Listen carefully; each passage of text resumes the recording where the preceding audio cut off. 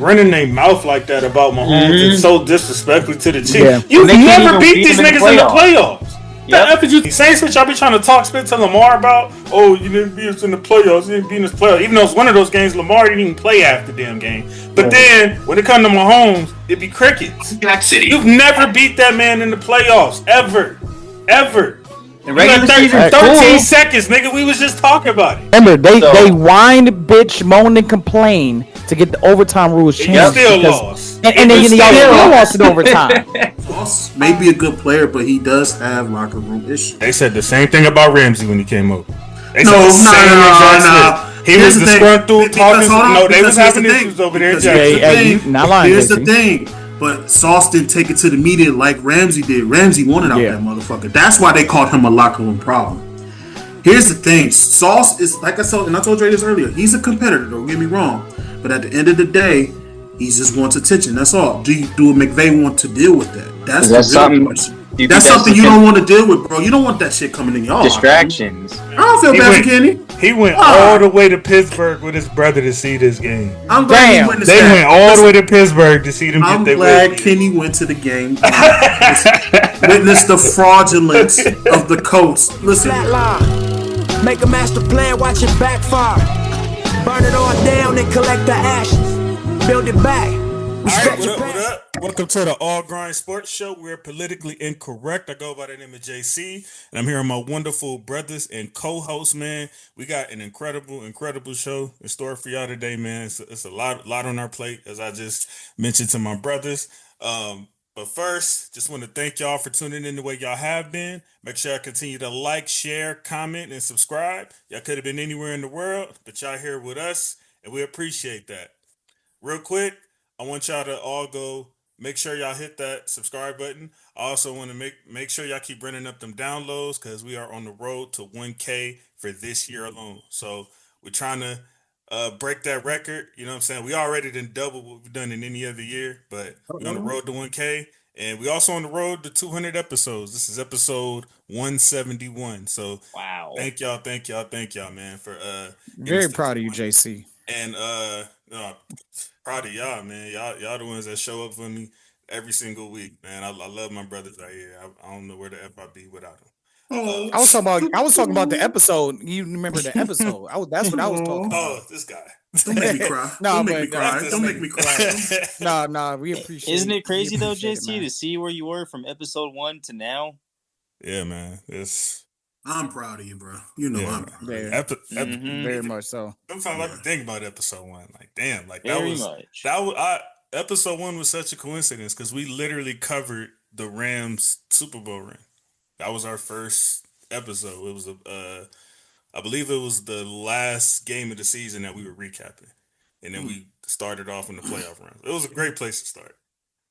Perfect timing. Perfect timing. Yeah. Coincidence. I remember when you. I remember when you called me about your show. I remember. Yeah. I remember. Cool. Coop was honestly supposed to be effing with us. Episode 1 type shit. Like, I was telling him when I was getting ready to start it. Yeah, I was like, damn. But as I said, we got a lot to get into, so let's get right to it, man. I'm gonna introduce my brothers real quick, and we're gonna get to the spits. First off, we got my guy, Cleveland's finest, in the building, straight from the nosebleed. He live. My guy Tyrell Jackson in the building. From the nosebleed section, moving over here to All Grind Sports. First of all, I got to say, giving honor to God who's truly ahead of our lives. It is great. It is great to have another week on this show. Very happy, very thrilled to be here. And I got some equipment coming in potentially. I might be getting a new laptop. Right. So that's good on that. Prayers to Jaden Daniels. We saw what happened on Sunday Night Football, man. That was Marshawn Lattimore too. Marshawn, it's Tucker Craft. Prayers out to them guys. Wishing for a speedy recovery for those guys.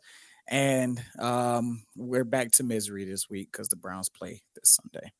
Ain't nobody thinking about y'all. All that greatness that didn't happen in sports this week. Ain't nobody worried about y'all niggas. Of course. Now, it's the Browns. Next up, we got the youngin' from the So Icy gang, tatted like a biker gang. My He's guy back. Andre the Sports Junkie. He's back. He's man. back. Guess who's back? Back again. So first and foremost, appreciate y'all for allowing me to be on this episode. And Haven't seen you in a long time. Oh yeah. Let me just throw something in real quick. Number one, look, you ain't gotta like somebody, but you certainly do gotta respect them. And I do respect the Dodgers. I don't like them, but I do respect them because they're winning within the. I thought But this was gonna be the podcast Tuesday note, part. Damn, I was ready. Oh, bro, trust me. He's so ready. He's so ready. Yeah, he was so ready. Right, I was ready. Right. He was Number ready. two. Come on. It's podcast Tuesday. Yes, sir. There we go. Yeah, get that hate out your blood. They just talk some spit. Yeah, can't wait. And then last but not least, we got the big bro of the podcast from the No Big Deal ENT. As y'all can see, he all stillered out with the craziest background per usual. how? Man. God, He that just is every week he beautiful. come with something new. But we got my guy, the big dog, Marvin Coop, in the building. Hello, everyone. How you guys doing? Congratulations to the I'm Dodgers. lovely, brother. I'm lovely. Hey, where's Yes. Jay Will? Yeah, hey Jay Will, how you doing? Suck ass. Jay was supposed to be here. He you know. I know he was. Oh. I know he was. Why I he think ain't here, JC? What's the excuse? That's okay. Oh, we did get to I the- get one? I think he just said he wasn't gonna make it back in time. I don't know. Yeah, But I'm pretty shout sure out to he my did. brother. He should be back soon. It's okay. Yeah, I got something. Back for from the him kitchen. when we get to the Colts game. I got something for him. Back from the kitchen. I ain't gonna be back in time for making my dinner from the kitchen. Come on, man. Yeah, I'm You know what glad the deal is. He got the Norman Got you, reason. Coop. He got his Norman reason. Yep. It's good to see y'all, man. I'm glad to be back. Yes, sir, Another man. Tuesday. Let's put it in the books, people. Absolutely. So we not finna waste no time. No time. Sauce to the Colts, man. Straight to it. What's our The reaction? New York Jets are on a fire sale. That is what is going on. They are on a fire sale. They have told everybody between Williams and Sauce and Brees was getting traded that they are in the full. I remember a couple weeks ago, I said, I see some tanks coming down the street. I see them approaching. The first one has come in. Man, 3 first-round picks in 2027, 2 first-round picks in 2026 in general. They got 2 second-rounders for next year as well. And I believe they have 2 for 2027. Like, they have told the entire city of New York that strap in, get comfortable, because there's a lot of losing coming. But what's the point of getting all them picks if you don't know how to use them? Yeah. Don't make sense, to be honest with you. I think next you should be looking for a GM. Because a competent GM. And I think that's what's going to happen. I think that's exactly what's going to happen. No, JC, they need to JC, let's be honest here. They need to look for Jesus. Yeah. Out of here with that, man. Absolutely. No They need GM. those I'm not gonna lie. I have a confession to make though. I'm deeply hurt right now, and honestly, I don't have as much faith in my Rams right now. Like I said that earlier when I talked to Dre about. I was like, I wonder how JC feel about that Sauce trade. Yeah, I said to kick the tires on Sauce. I knew, even though the Jets were saying he wasn't, I knew he was available. You're effing 0-7, 1-7, whatever the F they were. There is no way possible you tell me you're not listening to offers. We've shown that we're willing to say F them picks, F them picks. Now all of a sudden we're trying to hold tight to picks, and we have a Super Bowl ready roster right now. And he was sitting out on purpose too. That's how I knew he wanted to get traded. He was sitting on the purpose. He not hurt though. That's what I'm saying. And to add insult to injury, you know the all-time corner we gonna get McCrary. Who? Now, McCrary played good. Then all of a sudden you be like, man, I love you, McCrary. That's what Snead does to fix our cornerback problem. McCrary, to hell with a effing Sauce. I'm sick of it. And then on top of that, somehow our kicker still has a job right now. On top of that, somehow he still has a job and he's still missing kicks every week. Only reason we did what we did yesterday is because it's the Saints. I'm sorry. The Aints. I'm sorry. The Aints. It's cool. Are we getting our first JC negative rant about the Rams? What? I'm disgusted, bro. Holy cow! I'm disgusted. Oh, you bro. getting a little taste of what I feel over here. I love this. Wait a minute, Mystery dog. sometimes love Hold comedy. on. Time out, man. Can't let you disrespect my man Raj like that, though, man. That's Auburn's finest, though. I understand you don't know who he is, JC, but let him. I'm not gonna lie. I did see some good reviews on him. I did see some Rams fans and Titans fans that was talking about him, and which is why I didn't say anything when the trade happened. But now that this shit happened today, now I'm talking shit. Here's the thing: he wasn't shit in the Titans system. Now he's in the system where a coach is like McVay is going to help that defense and help them young guys prosper. So cool. Have a little faith. But cool. I'm thinking 2020 when we went and grabbed Ramsey.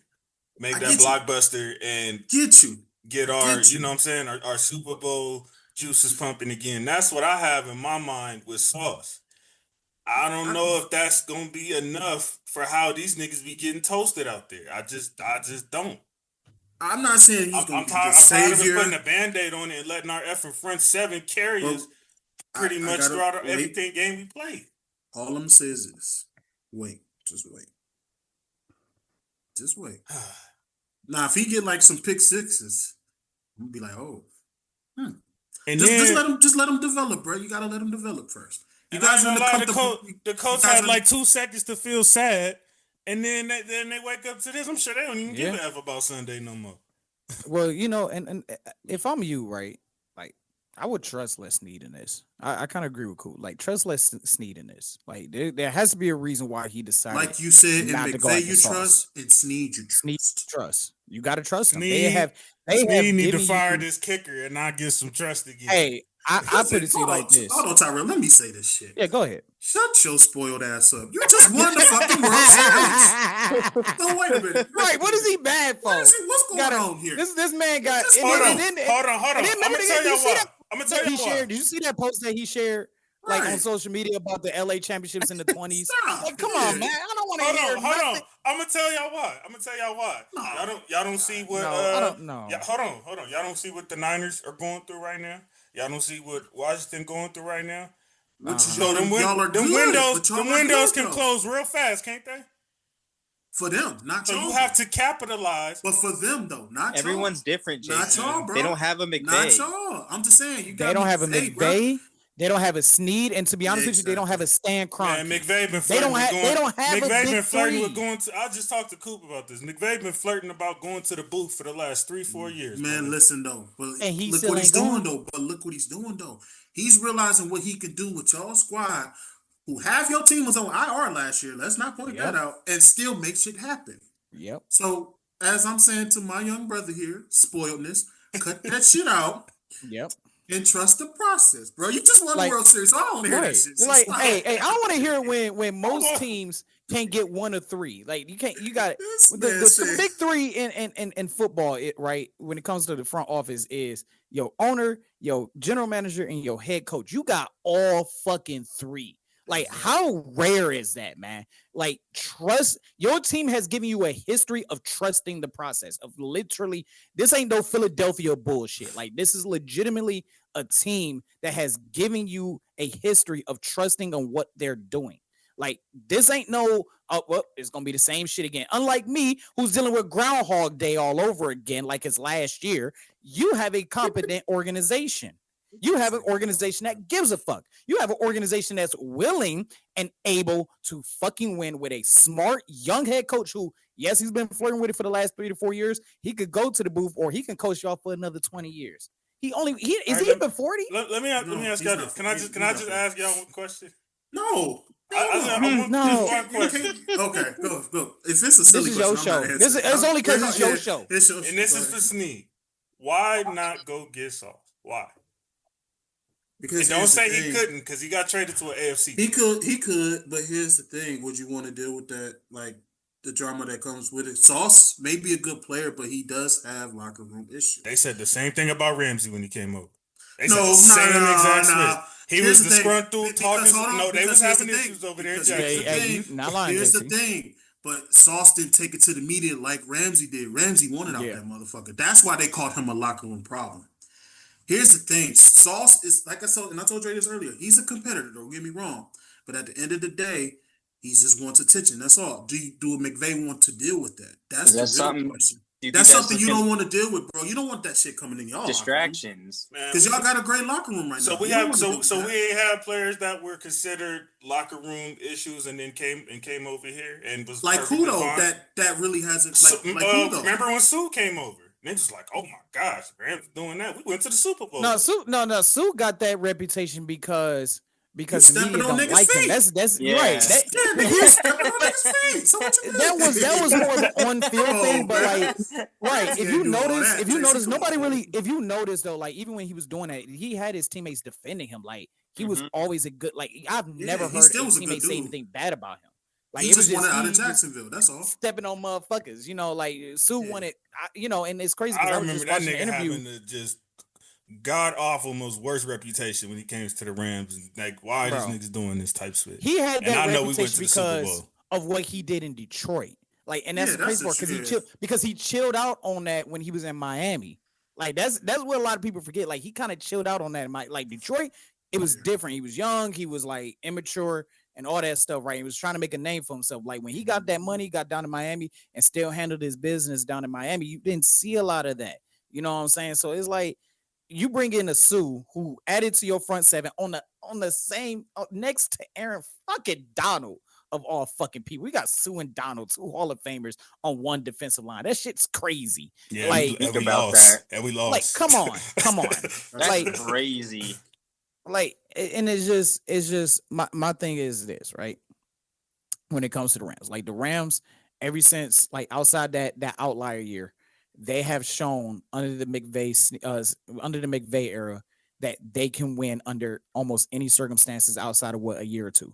That first year there. Well, yeah, under McVay, besides that Super Bowl hangover year, like they've shown that they can win no matter what. And I get it. Like that would be my concerns too. If you're looking at the back half of your defense and they're not as good that they should be to be at a Super Bowl level, but if they made a trade for a corner, they clearly have faith in him. Like this is an organization that is very keen and very good at scouting talent that everybody overlooks.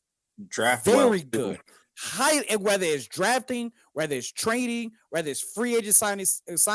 Snead has you do got a point because when nobody talking about Landman until he got over here. So. Mm-hmm. And on top of that, you guys relax, Jay. You guys got an all-pro safety. Don't tell me to relax 7-2. All I'm saying is this: if you acting like this, don't. Oh my God, you better pray for no losing days because I can't even imagine, bro.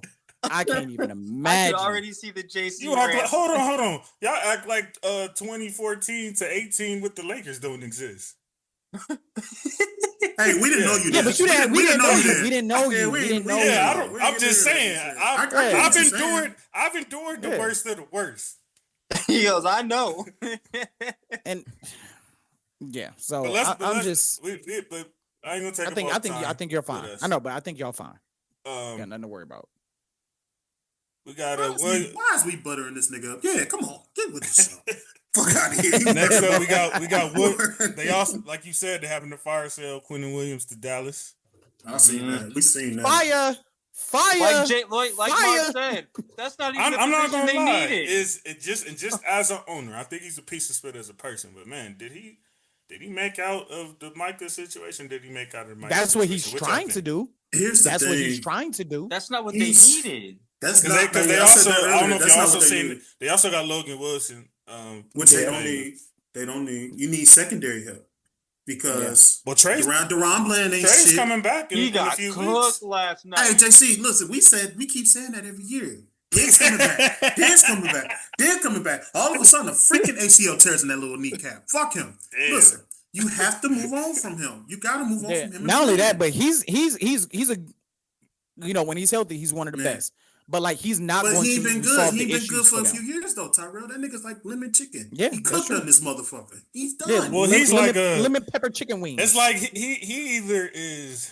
It's like he's either getting a pick or he getting scored on. Like ain't no Exactly. in between. Ain't no What in was between this? with What that. was this? Like 3 years ago, that nigga had like damn near 2,000 yards put up on him. Yeah. But Total they had like, of a but year? everybody's talking about that 9 interceptions that he had. Like his brother is fucking Stephon, bro. You don't think he knew how to catch the fucking ball? I'm just saying you needed some secondary help, and that's what you should have done. Mozzie was also sent to the Jets. Who? Mozzie Smith. Okay, cool. Okay. Who is that? All right, okay. So now Dallas has Quinn Williams, Kenny Clark, Who? No, Kenny Clark. don't do that. Yeah, No, I'm not gonna say, Kenny Clark. I No, thought come on do now. that. I was gonna say Kenny Clark now. Yeah, come on not now. Kenny Clark, the other dude. I see what Dallas is trying to do here. They're rebuilding their defense from the inside out. Like they're starting on the inside interior line, and they're gonna like build that defense going backwards. Like so, they're building that front four. Then they're gonna worry about the linebackers, and then I mean, they're gonna Clark worry ain't getting no about the younger corners. though. So No, he's I not. don't know about But that future it seems like to me, like Dallas is kind of like it's not a total rebuild, but it's more of like a retool. a retool. Yeah, because I mean their offense outside of what we saw against Arizona, like their offense is still the best offense in the league, so they don't have to worry about their offense. I don't know about all that. I did say outside of Arizona, they are the best ranked offense in the league. So best ranked. Okay, I thought you were saying it's offensive. I was about I to mean, say, if I you're the was best like- ranked offense in the league, you're the best offense. Yeah, I don't know about all that. I know they look good against Arizona, but I'm just saying, like, usually they're one of the top tier offenses. Like, they're not worried about the offensive side of the ball. They're worried about the defensive side of the ball, and that's what it's looking like. Like to add another interior defensive tackle into there, like, is to me is just screaming like they're starting up in the trenches first. And as far as the Jets, the Jets, like I said, complete fire sale. That's why I think they're going to go out and try to go get a actual general manager. And I think the Jets are moving like kind of like how the Browns moved 10 years ago. That's exactly how they're moving, where they're just trading defensive guys to get a bunch of assets and then use those assets to either draft and or to use those for trade, to get a veteran in there when they're ready to try to win. Tyrell. But that's exactly how the Jets are moving. I mean, I get your point, but real quick before we move on, why is every comparison Because they- with the Browns? Because Coop did say that last week. Like, this nigga always comparing the Browns. Well, because and I get it. I do that a lot. Like I'll be the first one to admit it. But a lot of it is just, especially this with the Jets, like how they are moving is exactly very similar how the Browns moved, like, about 10 years ago. It won't be no different if Ant and Ragu was on here comparing everything to the Raiders. That's a fact. That's true. That is a That's fact. true. Hey, That's These true. niggas used to, you know what? That was one thing. I love my brothers to death, and I do miss them. What I Yeah, I don't do miss miss them. is us trying to get through the recap, and we end up talking about the Raiders 3 or 4 different times throughout the show. We done got off them. Another team come up back to the Raiders. Like I always, Coop would have to like literally remind, like, hold on, why are we talking about the Raiders? I thought this was the Chiefs and Bills game. Exactly. How we get to the Raiders? Oh, All right. damn. Love you, Ragu. like Yeah, but like I said, right. But like I said, now in this case, I think it is a valid comparison to compare like the two organizations because that's just how they're moving. That's just how they're moving. Or I've seen it's this because these niggas had a bye week and you ain't got shit to talk about, so you just wanna. The Browns ain't do shit this whole. I got a whole nother thing about these Coop, motherfuckers. they still lost this week. They did. Yeah, you ain't here. They lost 38-14. The offense didn't score a single point. They kicked 3. Look, they kicked 4 field goals and got a safety. The offense didn't produce nothing. So y'all took y'all sorry asses to an imaginary game to kick some field goals and Yep, and get a safety. Yeah, That's yeah, bad. and lost 38-14. That's insane to the membrane diabolical fucked up. God damn. Hey, Stefanski gave up the play callings to Tommy Reese. Woo! Yeah, all right. Our offensive coordinator, he gave up the play call. And We again, didn't do that last year when we were 2-6. Whoa! My bad, JC. Let's keep he moving, found another bro. scapegoat. Yeah. Hey. Let's go. Shaheed to the Seahawks. Nice little steal for them, man. That was a steal for them. Because they needed a number 2 because, Cup ain't over there doing shit. So that's a nice little pickup for him. Nice little deep threat for him. Don't know about no 4th and 5th for him now. Like, not no 2 picks for him. He's nice, though. He is, but not no 2 picks. I ain't giving you 2 picks. Oh, the 2 picks. So it's not the 4th and 5th. Pick is how the 4th round and the 5th round. I was like, oh, hell. Oh, wait, buddy. You cool. No. That is a lot. You say you ain't all that. A receiver 2 or possibly right, possibly depending on how cool come back. I mean, exactly. If you're gonna give up 2 day 3 draft picks, it better be a 6th and a 7th, not a 4th and a 5th for him. But I mean, shoot, we'll see how that go. Maybe we might be sitting here looking stupid, but as of now, I agree with you, Coop. That's the last thing the Rams need is have to deal with more receivers. Exactly. Oh yeah, damn. Yeah, they're in the West too. I can't wait to see what he brings to that team, though. In general, it's gonna be good. Olave immediately you see he tweeted JSN and he was like, "Man, y'all got one for real." And that was enjoy. They just gave Darnold another weapon. That's crazy. Right. Ain't that crazy to think about Sam Darnold over here just Jacoby to Jacksonville. Isaiah had his receiver go to his other team. I mean, that's good for him. That's fucked up. I think that's a good move by Jacksonville. They were kind of struggling on the receiver end. But they don't know how to Jacoby's use solid, but no, they don't utilize receivers. So that's why I think that was a bad trade. It was a bad trade because if bad trade for who? For the Jags. If William don't know how to use a receiver, then he really just I don't know. Yeah, Brian Thomas. I think Jacoby is a talented dude. I really do. Yeah. He's a talented dude. But like you said, now you guys are focusing on Brian Thomas over there. I thought he was gone. Yeah, I didn't think he was going. I thought he was too, but they probably was asking for too much. You got to remember, Trav went out, so hey, they said we got to keep you now. Oh, and can I address this real quick, man? I'll address this. For all these motherfuckers calling Travis Hunter a bust already, calm the fuck down. Like, yeah, I'm seeing it already, bro. It's crazy. I'm seeing the buzz. Last game he played, he just had 100 yards. Thank you. So I'm trying to figure out where all this Travis Hunter's a buzz. He tried to play both sides of the field. It ain't fucking working. And he's a buzz. Let the kid play, man. Like, he got hurt, but he just had a good game. Wow. Like, drugs is tearing down our communities. That's crazy. That's Marv. Drug test these people saying that. Hey, that's wild. Coop ain't lying. That's wild. I don't know if I'm saying his name right. Jermon Jones from Tennessee to the Ravens, to Baltimore. Yeah, that was a great pickup. And I'm hearing the Patriots tried to get in on the sales, but they not effing with that, man. Like I told him earlier, that was through the grapevine. They don't need nothing though. They had, like I said, the most aggressive offseason I've ever seen. Yes, that's true. Yeah. So y'all don't need shit with your little y'all too. Those spoiled fuckers. Y'all don't need shit. Y'all spent damn near over $200 million this year. So y'all don't need shit. Hey Coop, you know what you reminded me of right now? What? With Cube and Day. Oh my God! 40% off. You don't need shit. That nigga Day, man. Tyrell don't get the reference again. Ah, damn, bro. Tyrell, you. Yeah, whatever. You disappoint me. I told you, where movie quotes go is sports knowledge.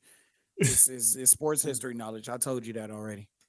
Oh Lord, how y'all feel about the move though? I'm kind of a little nervous because it's gonna help that little line. It's gonna help the defensive line. He's not a bad player. If he's perfect, if he's just like he is, he'll fit right in that Ravens system. Yeah. So I'm a little nervous. I was a little nervous when I saw that. I ain't gonna lie to you. I was like, damn, that's the last thing they need is a fucking edge rusher. Is there any trades that I might have missed? Because I thought it would be more. I thought it would be more, but I was like, once 4 o'clock hit, I ain't seen no more. So I was like, all right.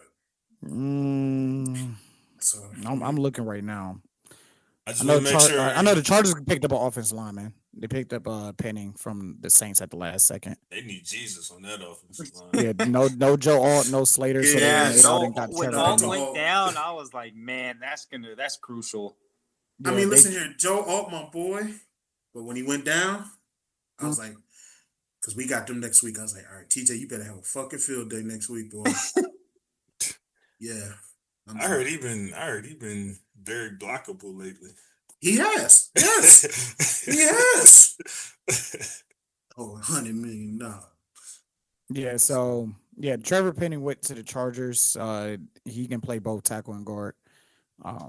So they got a versatile pickup on that. I don't see any. I'm looking at details, but I don't see any details come out. Oh, this is a 2027. 2027 6th-round pick. Oh my God, that's horrible. That's a horrible return for the Saints because Penning's a former 1st-round pick. Like that's. But you gotta remember, Penning. You could be former 1st-round pick and be a bum. Yeah, Tyrell Penning ain't been doing shit. That's probably why they got him. No, that's true. Chase Young is a former 1st-round pick. I didn't. Chase Young got traded for a higher draft pick. Like, what do we? Trey Young got drafted for. I mean, Chase Young got traded for a higher draft pick. He did. Yeah. No, I don't care about that. So I ain't. Still in the league too. Also, Asante. I don't know if you guys seen, but Asante Samuels. Yeah, he's on the Aints. Asante Samuels is up for grabs right now. We were supposed to grab him. Is he cooked or y'all still want him? Like what? I'll still if the Steelers are smart, get with him because. I mean, I was worried about the spine shit, but I'm not no more. We can use him. It's a risk you're willing to take. I would definitely take that. And it's kind of a low risk. It ain't like he's gonna be asking for crazy, you know. Exactly. Trying to get back on the field. But then again, that JC, because like I said, I play ball. Spine injuries just scared me because I just don't want him to get hurt. You know, I do care about people's safety and shit. Yeah. So. Yeah. Call him Steelers if you know. So I seen that we were supposed to talk to him, but come on. I mean, he can still be picked up all the way up into week 17, right? Mm-hmm. Yeah. Teams will probably wait, see how the season pans out. Yeah. Contenders, you know what I'm saying? Pretenders. Yeah. All that shit. Would you like him on the Rams? Not based on what I was hearing when I was over there at the Chargers. Even when last time he was on the field, I heard nigga was cooked toast. Damn. So they go get burnt, JC. but not on a consistent basis. Just like I remember another nigga, JC Jackson. I remember on the Patriots, he was looking elite. That nigga went to the Chargers and he just lost all his corners. Well, like we told you though, that wasn't the right system for him though. No, it wasn't. That wasn't the right But he system. never recovered from that. He didn't. That's why I blame the Chargers that ruined for fucking that up. Yeah. Ruined his confidence. You know, can't be like that was this generation's Ndamukong, not Nnamdi Asomugha. That's what that was. Oh my God. You just got corners that can play in any system. Like in Dre, forgive me, Marcus Peters, who could play in any system pretty much. Mm-hmm. You know, that's what I'm saying. When JC went over to the Chargers, they fucked him bad. Damn. That's why I was like, these motherfuckers owned him. Like, damn. Last thoughts on the trade deadline, man. Steelers didn't get on the phone, you bastards. But it's okay. Browns traded the wrong defensive end, in my opinion, but you know. Who'd y'all trade? Yeah, our backup to Myles Garrett, Joe Tryon. I don't even know how to pronounce his last name. They traded him to the Bears for a 6th-round pick. So that's why I was like, you ain't missed nothing. Again, I wish Myles Garrett would have got traded. Like, send him to a winner. For fuck's sakes. Like, and real quick, before you do that, I know you've already said it, but I saw Myles Garrett again throw a cup. We don't feel sorry for you, bro. Nope. You took the money. Remember that. Be happy. I saw a yourself to comment get that said, duped. "Go cry in your Lamborghini." I was like, "Yo, Damn. That's Hey, no, like, actually, no. Don't cry in your Lamborghini, bro. We don't need you to get into another accident. Speeding down the freeway Damn. and I speeding wasn't down the even state bringing road. that up. I didn't Excuse even know me. that happened." 3 miles, Garrett. Yeah, let him go please. somewhere else, please. Well, he had his chance. He decided to take the money instead of sticking to his convictions. So it is what it is. That money talked I louder. mean, I don't blame him. Is that Yes, it did. That money talked louder at the end of the To day. be honest with you, though. Damn, so because he I took feel the you. money, y'all allowed to just be dog spit and not try? That's crazy. No, here's no. Here's the thing that a lot of people are getting wrong. This is the Browns trying. Like the Browns have not waved the white flag. That's what y'all forgetting. That's crazy. Here's the thing, though, JC. They are trying because you got Mason Graham and you got the Carson kid. You are getting some pieces on defense. It's just the fact that they're just not good. It's on just offense, the Browns, bro. Horrible. It's It's the Browns. And like I said, I've said it from game one. Swessinger is a future All-Pro Waриnger in this league. Swessinger. It's Swessinger. I ain't gonna lie. What I'm getting from today, that little broad, Ursay's daughter, Oh yeah. looking like the GOAT owner already. Hey, you know what that is, though, JC? months. JC, She what looking that like is? a GOAT. What that I love her. is her. You know how GMs like to kick back and say what they need, and they're not actually on the field. That's what she's doing. She said, in a way, she's saying, "I need to see what we need. In order for me to see what we need to improve moving forward, I need to be on the field and I need to see it for myself." She went out and got Crazy sauce, bro. because what she described was so like simple, but it was like, damn, why don't more owners think like that? When she was saying like, a receiver could, you're just watching and you see he ran the wrong route, but then you might have the headset on. You're like, oh no, that's what he was told, and it helps you get more of a gaze on certain things that outside looking in you wouldn't have known. And she was like, I encourage other owners to do it, so at least you know what you're spending your money on. And yeah, well, it was so simple, but it was like to a lot damn, of these why owners, don't to a more lot, of them do that? because to a lot of these owners, this is their fun money. This is their, Yeah, this they is an don't investment. care that much. This ain't the Ursays. Yeah, they came from another business, but this has been their family money, like straight up. It's their And money. she knows not to mess this up. And I know this generation has kind of like poisoned this term, but she has been groomed up to Yes. her and her to take over and her sister. Yeah, to take over for years. You gotta remember too, JC. She was from Jim, rest in peace to him. Robert, the grandpa. She been waiting for this moment for a long time. Yeah, third generation. She got it. Robert Ursay. I'm doing a video on Robert Ursay, man. That dude is. And to think that the Ursays, if a trade didn't happen, the Ursays would be running the Rams. Yeah. So, and shout out to their Colts owner though. Shout out to her. And it's just crazy seeing her on the She's field. beautiful, Chad. She's beautiful. It's just crazy seeing her on the field. Relax, relax. I'm chilled. I'm just saying, that's a fine woman. I'm just saying. I'll have you get the Umar Johnson backdrop right now. Everybody know he done played in some damn snow. I don't want to hear from him. He done played in some fucking snow. You know that meme where you can't prove it, but you know it? It's like, yeah, I got my eyes on you because I know you done played in some damn snow, Dr. Umar. All right, let's get back focused. Dodgers back to back on it. And I think that was the first one. Was that not the? And I know Real could probably answer this better than anybody. But was that not the greatest damn World Series Game 7 we ever seen? That was the best one since that World Series.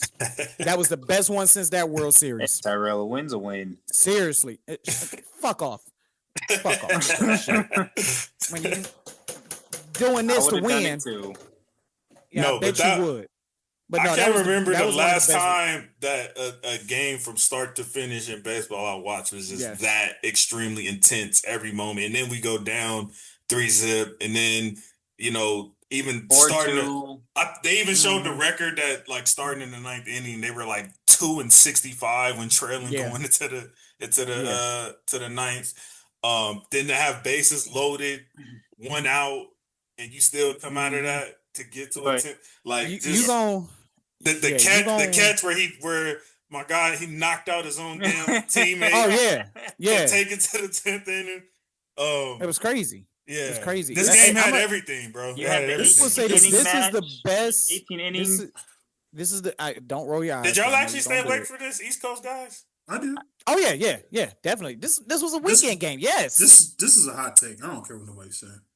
This has made, to me, top 5 Game 7s in the World Series. Oh, easily. Yes. In my opinion. Yes. In my opinion. Yes, Easily. easily. In my opinion. Easily. This was the Because best they came back at the Game last 7. minute. Yeah, they did. I'm gonna say this. I'm not gonna lie to you, Will. I had y'all in there first, the 2016 one. I was just about to say that. I had to knock that one out to put this one in. Well, this one was good.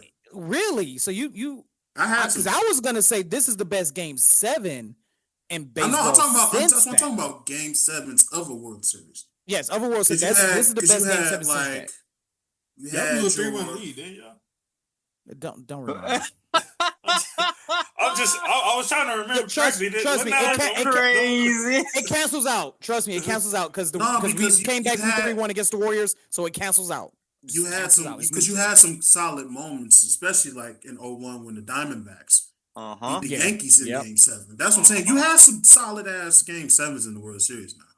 That's what I'm saying. I know that's the greatest damn Game 7 I ever seen. That to me, I can arguably put it in like sports Game 7s that I've seen personally. Yeah. It is a top 10 Game 7 in sports. But that was. I think it's a game. That was a top 5. That was an incredible game. Yeah, I think it's top 5. You had extreme baseball casuals that was talking about that game. Yeah.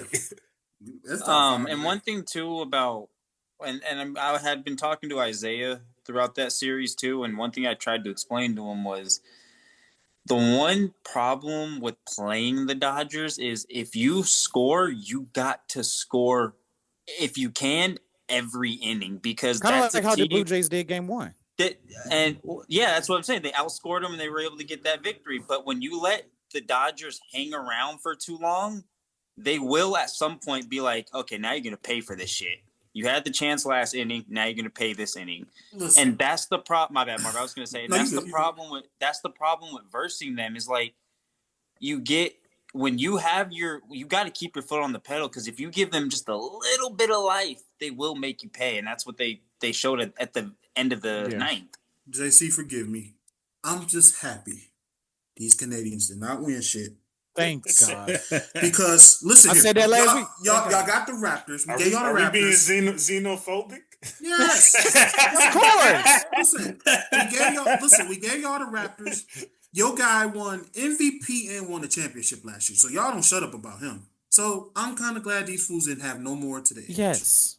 Yes, I'm happy. They can't win at hockey and they can't win at baseball. Yeah, they haven't won in They hockey was ready to pop shit, talking about we're gonna beat y'all at your own sport. Thanks. I did because Canadians are the low key assholes. Like they try to portray themselves as the nicest guys around. You know what I'm saying? And the worst thing that owner did was giving Drake that suite in Game 7. You should have left that nigga at home. Got the Drake curse. But all again, of a sudden, this nigga popping out talking about Blue Jays spit. I ain't never seen him rap Blue Jays ever. Blue Jays ever. But then here's the other issue with that too. Like when hey, leave my nigga Drake alone. No. Hey, Marv. That's my guy too, man. Hey, leave my nigga Marv. Drake needs to get out of here. Like he had a rough year, man. Leave him alone. Did you see the main MLB page posted the Kendrick and did y'all not notice that the beef with Dodgers and the Blue Jays?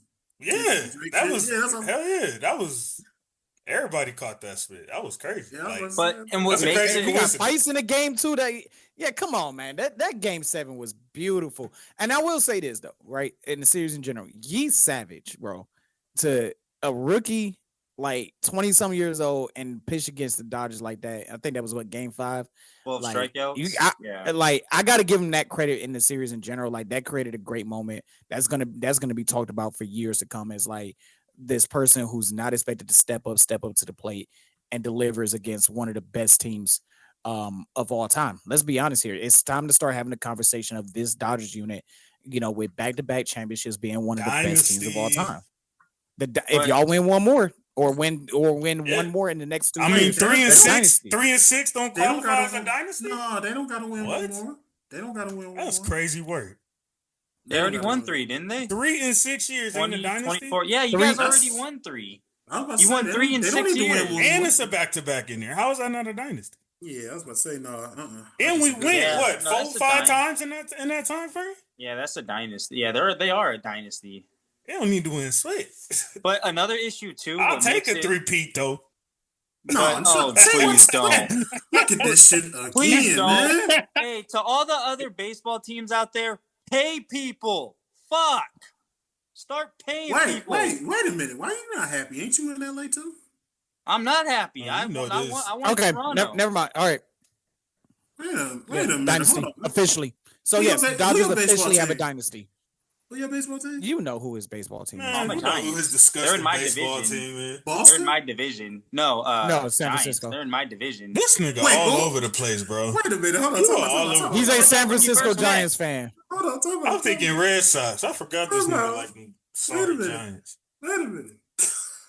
How the fuck you say you hate LA and you like Celtics, Ohio State, Yeah, Patriots. Damn, this nigga like a San Francisco Giants. All over the place. The Anaheim Ducks. Yeah, those are the only. That's your hockey team, Yeah, it's the Ducks. and actually, we're winning too, bro. Did you just say any, mini, miny, mo for your team? Yes. Real quick. I don't even care. I kind of don't want to hear that shit. No, it'll be real quick. Every time that nigga say real quick, Jason. It will. I promise. Move on. What I told Tyrell last week is when I was younger, I thought you just were able to pick on. That's how you pick. Like you didn't have to be a specific fan because it's in your city. I want that team. Yeah, as I got older, team. I realized. Wait a minute. And I want that team. How you like Boston? Well, Ship it up to Boston. Never mind. He has a story behind it. You're right. How do you like Boston? Anything Boston is an LA kid. Hey, wait. Y'all really asking that question? Patriots ain't Boston. Strap in and get comfortable because there's a story behind it. How is that not Boston? It's in Massachusetts, but it's not Boston. That's like saying San Francisco. Nigga. Huh? Okay, so San Francisco 49ers is San Francisco? It's still a cracked out. So the Giants ain't New York? Giants and Jets ain't New York? No, New Jersey. Fuck you. Don't ever ask me that. That's New Jersey. Come on now. The Redskins ain't DC. That's Virginia. The Cowboys ain't in Dallas. I mean, we keep going. They're Arlington. And Arlington's 45 minutes away from Dallas. The San Jose 49ers. Hey, y'all niggas don't even realize. Nigga, Levi Stadium is walking distance from San Jose Sharks. Literally, if you, I don't know if any of y'all probably ain't never been to Levi's. No, I have not. If you go to Levi's, nigga, you could literally walk across the street to watch the Sharks play. Why would we go there? I think I want to. The Giants, I will say the Giants are actually in themselves. Hold on, time out. Shout out. I just talked to him yesterday. Uncle Fame, shout out to you. I love you, man. I miss you, bro. But I will never fucking go to a 49. I love you, Fame. You my guy. I love talking to you yesterday. Oh my goodness. Go to a goddamn 49. He said that's something that's a no-go. I've never been to a game inside, but I have been at the stadium.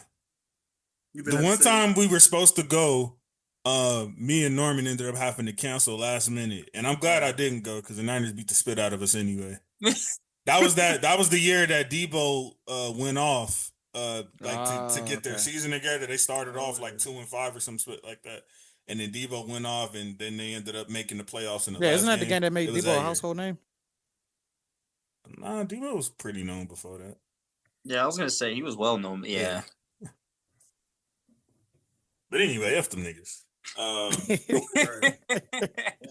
I got a question, especially for the baseball guys, man. With considering how that game just went, they've had like 10 million more views than the NBA's Game 7. Yeah, that's crazy. Is baseball officially back? I'm gonna say yes and no because Dodgers are once again the top name up there to watchable teams, including them sorry ass Yankees. So it depends on who's in the World Series. To be honest with you, it depends on who's in the World Series. Because look, when it was Texas and Arizona, that was one of their lowest rated World Series. Yeah, you know, I will say I would agree with Marv, but I'm gonna take a different approach with that, and that's because we got to see what's gonna happen in 2027. I know that's a year and a half away, but there's a potential strike looming. Oh for yeah, the MLB, and Go it's ahead, not Coach. being talked about as much as it should be. But they're not even close to an agreement. This is about the time where you start to get close to an agreement, and we're less than 2 years away from a potential strike that could cost the season. Like, here's the height of baseball. They don't want another 1994 situation. That's the last thing they need when There's the a sport lockout. is growing with the casuals. A lot of these moves, a lot of these rule changes, making the bases larger, the pitching clock, the hitting clock, all that stuff that all the purists hated, has brought in more casual fans because it's moved the game along faster. The one complaint that you hear about from people who don't watch baseball is too long and it's too boring. Well, that pitch clock changed all of that shit. It changed it, and they back in the increased that day, pitch clock. even as Dodger fans, we used to always say, like, growing up, like, it was more fun to go to a game than to watch watch the game. It was. But That was also, always a thing in LA. with the pitch clock too. You know, a game could start, say for example, 4:00, and say it's like You're 4 to done by 7 on the 6. screen, bro. That game will be done by like 6:30 because these pitchers can't take their sweet time on the mound. It's not Well, even that. But here's the thing: it's not even that. The defensive because shifts. think about it. Think real quick. 2023 World Series. Who was in there? That was Arizona and the Rangers. Yeah. Anybody watch that? Well, that's what I was saying. That's what I just said. That That's what I'm saying. It just depends on. It does depend on the market because as well. here's the thing too, JC. I don't think you even know. 2017, when the Dodgers played the Astros, that was probably over 10 million too. That was over 10 million. high. I was one of them. Yeah, I know. Trust me, I was one of them too. And I think even y'all Cyrell to 2016. The Cubs. That's what I'm saying. That was different Cubs too. are a household name too, though. Right, Cubs are a household name, and then LA. also it was watching. Now that was more historical as well, because not only are you watching the Cubs in the World Series for the first time since 1945 at that time, and not only are you seeing them go after a 108-year drought, but the team that has the second longest drought was the Indians. So you got two teams fighting the two longest droughts. Because you had, I think it was two that y'all had like 85% of Ohio watching. That's what I'm saying. That was absolutely. So that's what I'm saying, JC. It just depends on who's in the World Series. In the World Series, yeah. Because I'm gonna tell you something about Ohio. We're gonna show up for it. You know what it's looking like though? Like, it's looking like Silver needs to take notes that dynasties are great for the game. Yeah. Thank And you. he literally eliminated pretty much dynasties. Like, okay, so it's probably our last chance, but he pretty much eliminated the chance for dynasties because you're going to penalize teams that actually draft great and do great signings and, you know, pickups. Like, the thing you're trying to avoid, you're actually making it worse in a way. Yeah. Because look what hockey's doing. Hockey has an increase in viewership because of the Florida Panthers being a potential dynasty. You know what I'm saying? They're not quite there yet because hockey. Everybody wants to see Goliath knocked down. Yeah. And I think absolutely. he took that aspect away from Why do you think, JC, I've been on this show, since episode 9? Why do you think I've consistently said, and I got backlash from you two at that time, why do you think I always said that Silver is, I told you that movie quotes don't go up here. Nothing goes up. Why do you think, yeah, that's true. Why do you think I always said Adam Silver is the worst out of 4? And even Isaiah was like, no, that's bullshit. It's ramen. No, Silver's the worst out of 4. He has done. I mean, I don't know enough about hockey to know how bad their ownership is. No, I'm gonna tell you this: when hockey was that gambling shit was starting to infiltrate hockey, they shut that shit down immediately. They said, "Shut that shit out." To be fair though, Stern did handle the. Stern handled it. Silver Slipper ain't handling shit. He got the feds up out of there. All that. Silver Slipper ain't handling shit though. He don't know how to handle fucking business. That's the difference. Silver trying to do that. Stern rolling over in his grave. The only thing I say about hockey owners, they stick together. They do. They stick together. They say, look, we'll shut our shit down. And they're not afraid to. And even the Rangers, they was never afraid to shut shit down. Islanders is never afraid to shut shit down. That's what I'm saying. They'll sit there and be like, hey, nigga, we got our own money. Yeah. Bye.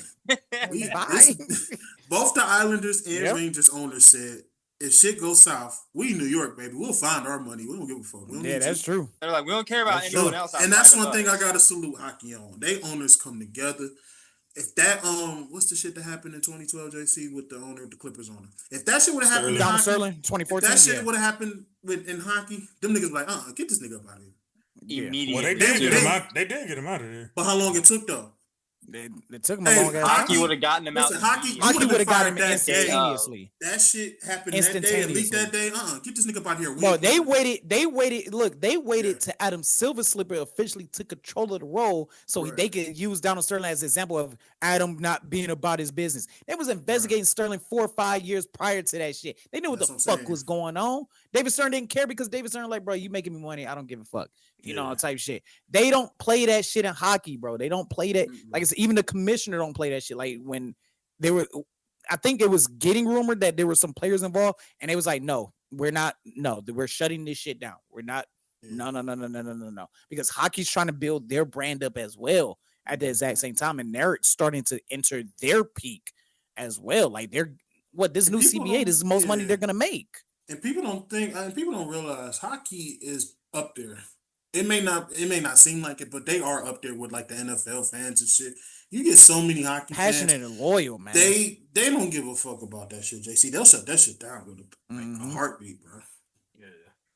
They'll be like, oh, you think we scared about losing a day worth of money? Hey, that 2005 lockout is a prime example. Yeah, you better check our catalog. If something happens today, JC, say at 4:00, he'll be out the door by 4:05.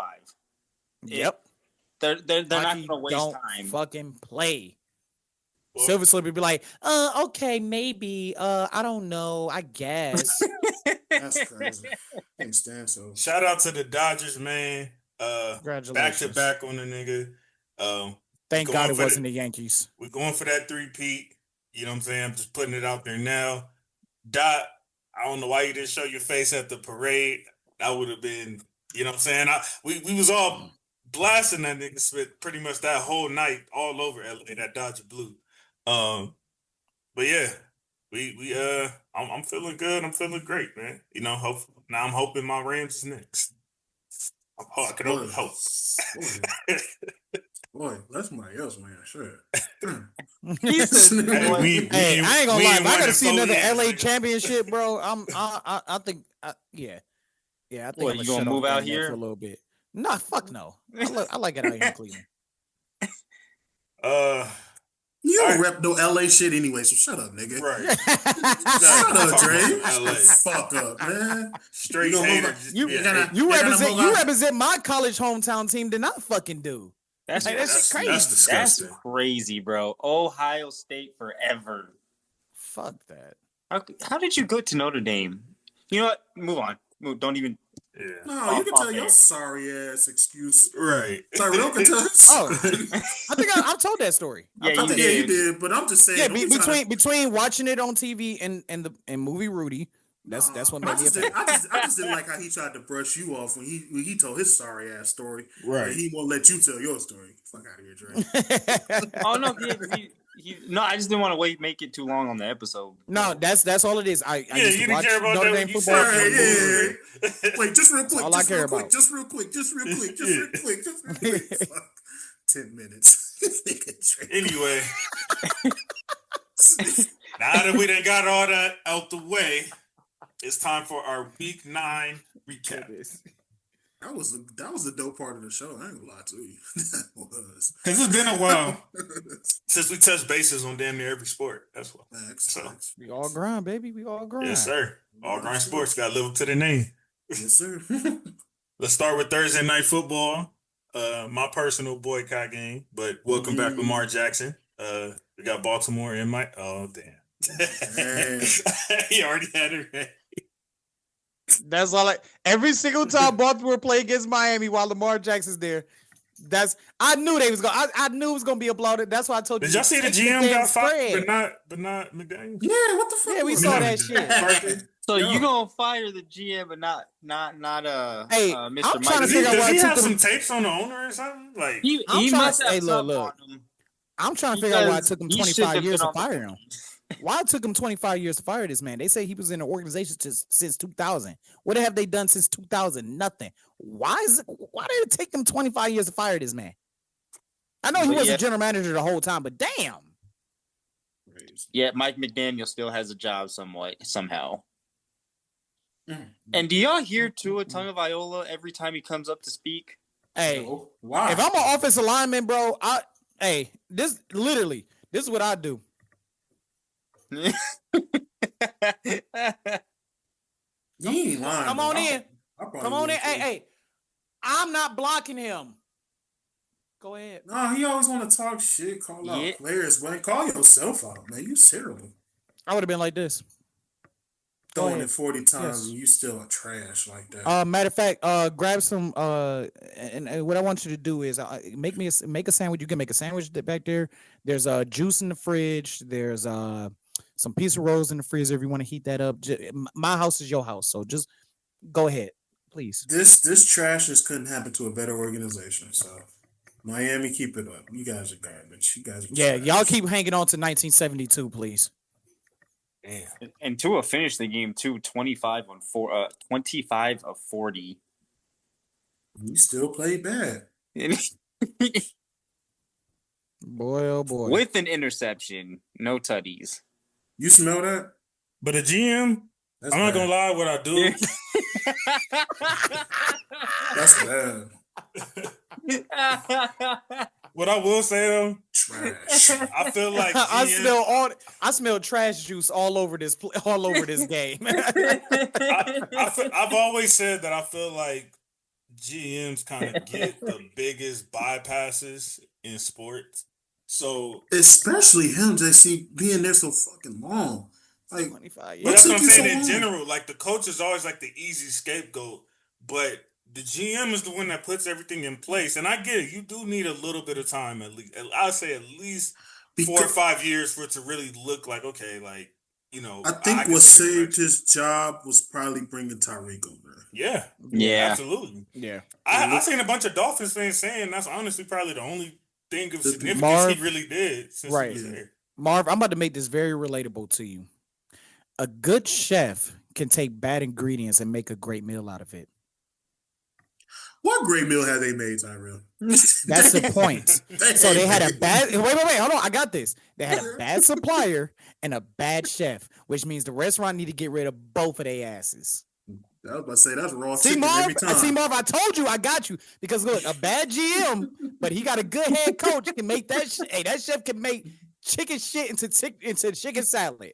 All right, but when you got a shit supplier and a shit chef, that means the restaurant need to fire everybody before they go out of business. Everything at the Hard Rock Cafe Stadium is bad. The nachos are Lay's chips. Is this? No, you know what? I don't even want to bring my man Jesus into this team. I don't know. Nah. Sell it. They don't deserve They don't deserve Jesus. JC, they don't deserve it. Yeah, I don't even know where to start with these niggas. I don't either. Who over here? So once again, JC, after week 18, when we do the playoff recap and you ask us what every team needs, I'm boycotting that question too. I'm gonna be like,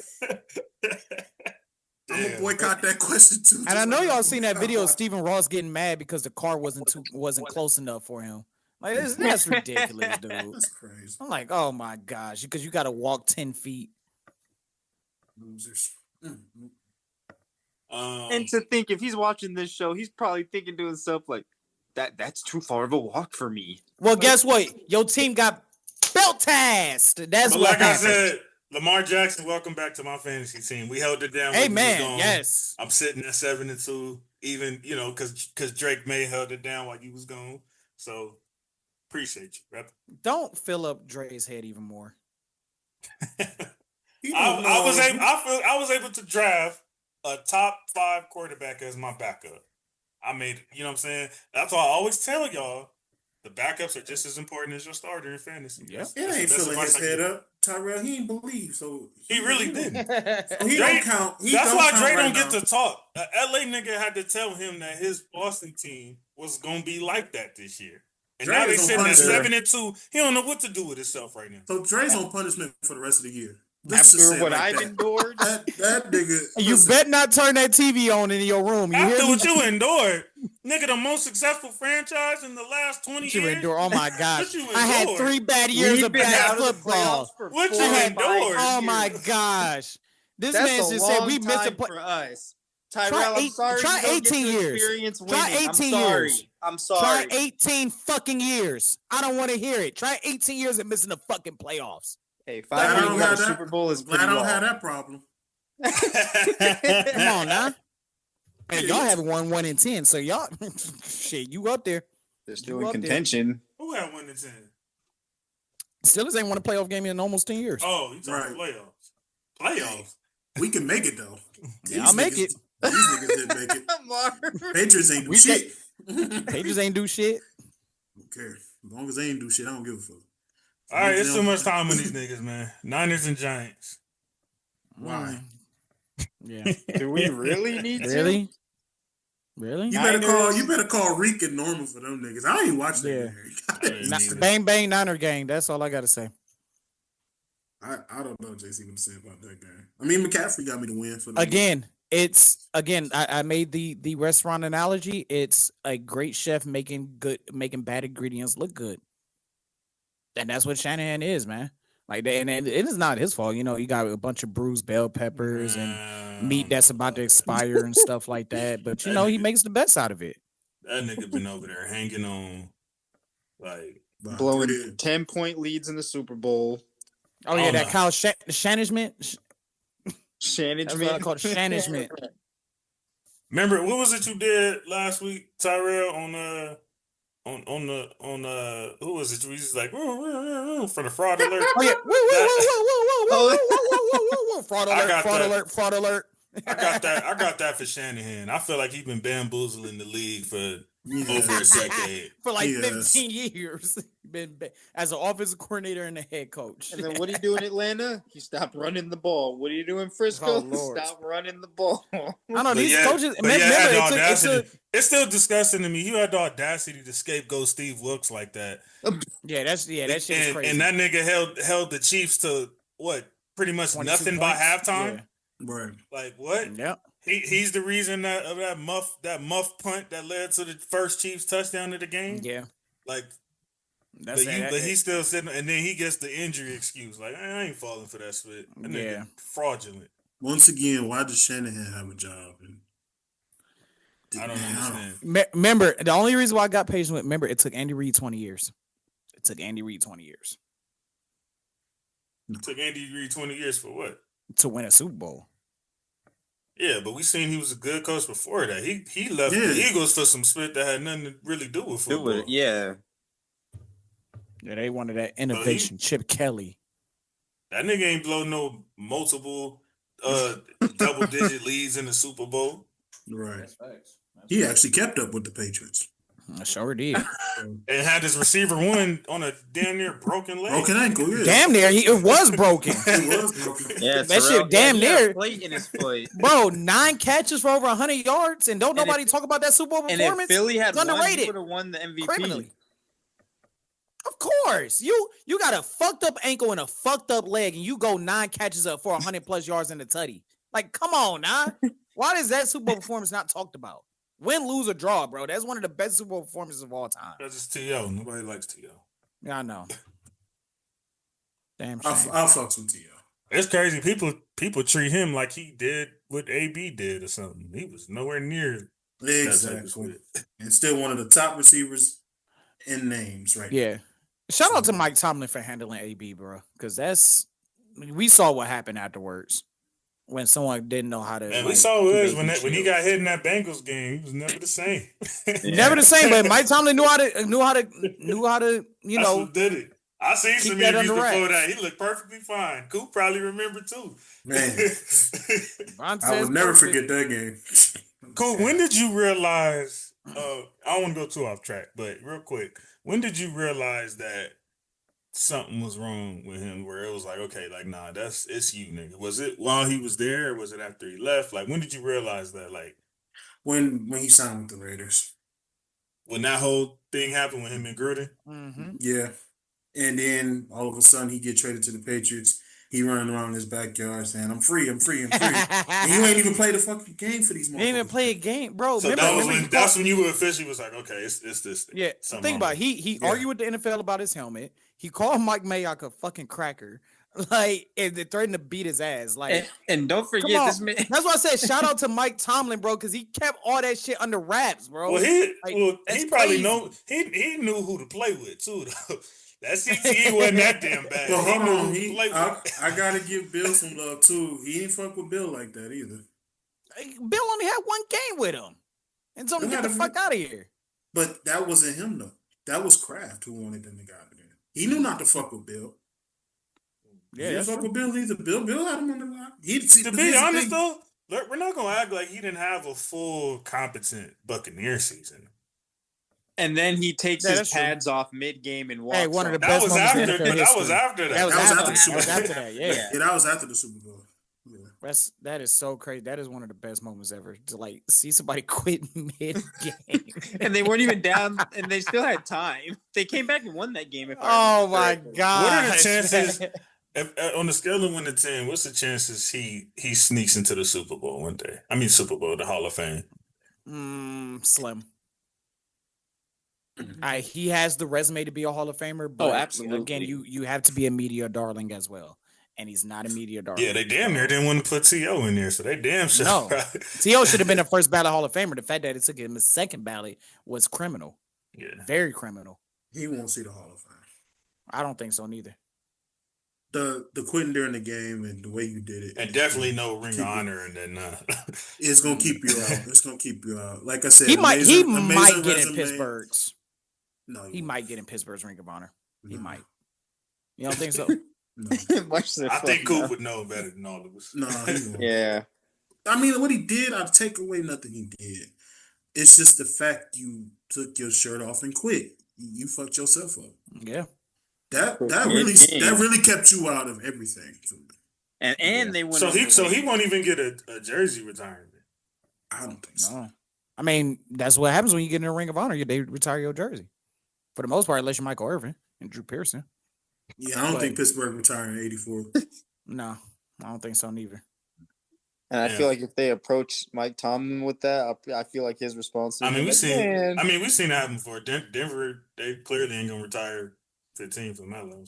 Exactly. It happens. Right. He said it happened. That's Jokic's number now. Yeah, Unfortunately. Chargers and Titans. This was a closer game than I thought it was going to be. Yeah. Titans had them on their heels. They competed this week. Yeah. And then, of course, it doesn't help Herb that offense. And shout out to Jones, man. He showed Cam some love on his way. I don't know if y'all seen his tweet today, but he was saying my Cam's a good kid. Give him some effing time, man. And he basically moved on to his new team. But I thought that was some real niggas fit right there, man. It was. And I do see the flashes in Cam. I do think. Yeah, me too. I don't know what's up with these new fans, bro. Like, again, we used to give quarterbacks 2-3 years to sometimes before they even saw the field. Now they want them to be good. It's like now they need to be a franchise, game-changing, reading any defense, Lamar Jackson scramble. It's like you got to be the perfect QB off rip, or they want your head. Like it's crazy, bro. And I don't see how people aren't getting it from all these resurgences we've been seeing lately, from Geno in Seattle to Darnold in Minnesota, Daniel Jones on the Colts. We're seeing all these resurgences from quarterbacks who were pretty much thrown away, and it's like y'all still don't get it. Because our society is all about instant gratification. It ain't just got nothing to do with sports. It's got something to do with our society, bro. They want when you go to a restaurant, they want food out there within a minute. You go get your haircut. They want to be sitting in the barber chair instantaneously. They don't want to wait for the barber to get done with somebody else. And that's the same way with sports. They want somebody to go out there. If you're not throwing 450 yards and 18 touchdowns in a single game, they think you fucking suck. And it's like, no, that's not how it happens here in sports. That's not especially how it it's like your whole organization was garbage before I got here. That's why I'm here. But then you're mad at me because we're still garbage when I get here. Like They probably like one player. develop. There's what is it? 33 players that are responsible every game. You're gonna blame it on me? I'm supposed to fix all that shit in 1 year? I got to fix the offensive line. I got to fix the defensive line. I got to fix special teams, all that in the third. But here's the thing. You're talking about an organization who don't appreciate good quarterback play. You got to remember, they booed Tannehill out of here. And he was playing good, like y'all said. But the Titans organization does not appreciate playing good. Tannehill was starting. He was playing good till he wasn't.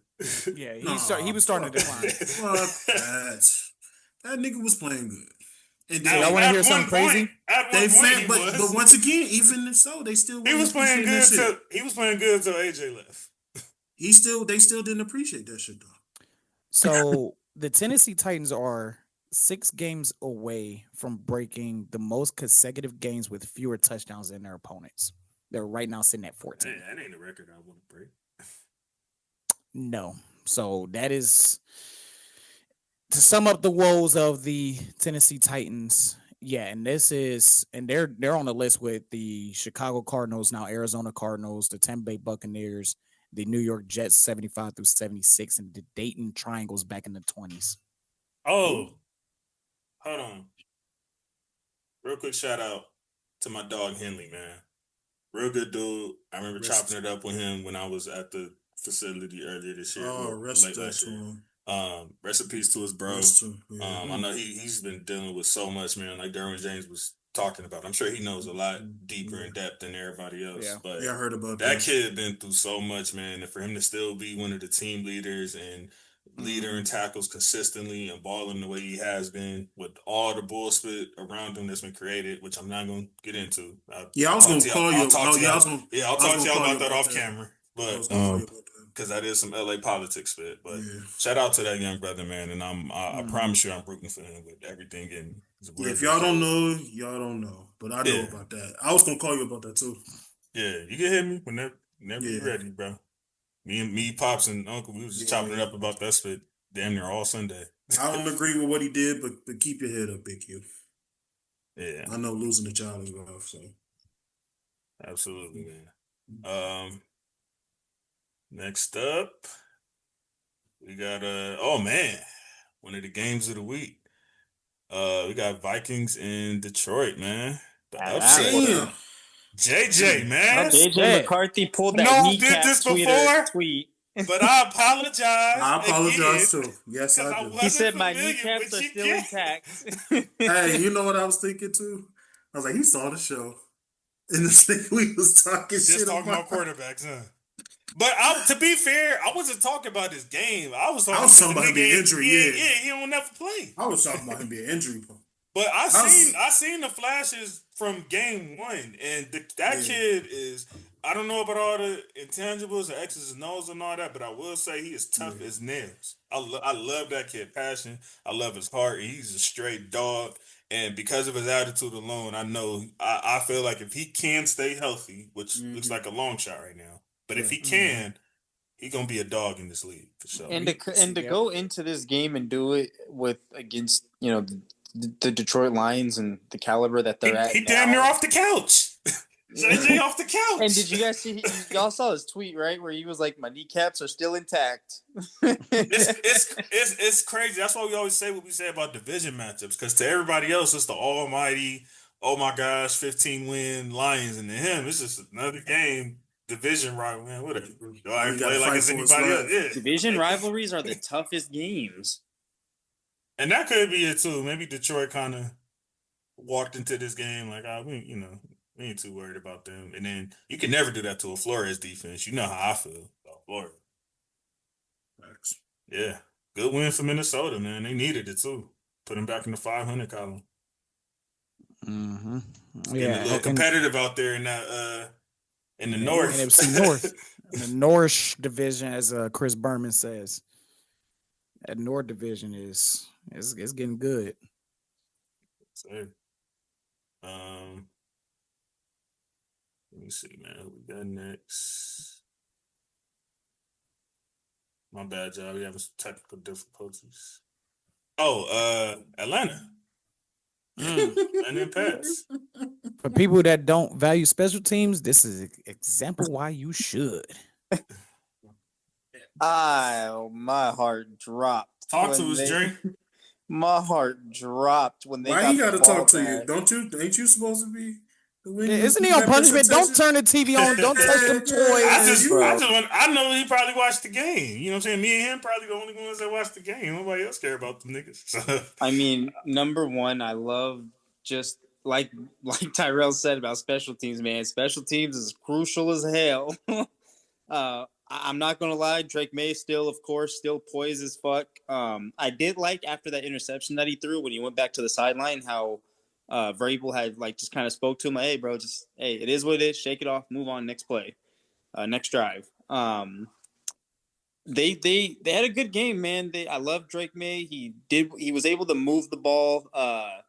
And just like the announcer said, one thing he's gotten better at is when the pocket tends to collapse, he does a really good job at stepping up in the pocket. He has the chance, he has the mobility to step up and make that throw. Or if he's like, okay, I don't have enough time, the clock is out, I'm gonna run it myself. That's something I just seen Brady talking about too. Not with Drake May, but just in general with these quarterbacks. He said like they kind of, and y'all can say if y'all agree or don't agree, but he said he feels like the real skill isn't in, just running when the pocket collapses on you. He said like they were kind of more forced in his day to have to stay in that pocket and learn how to read these splits instead of just always taking off. That's crazy. What you think about that, Cool? I've seen Drew Brees talk about that too.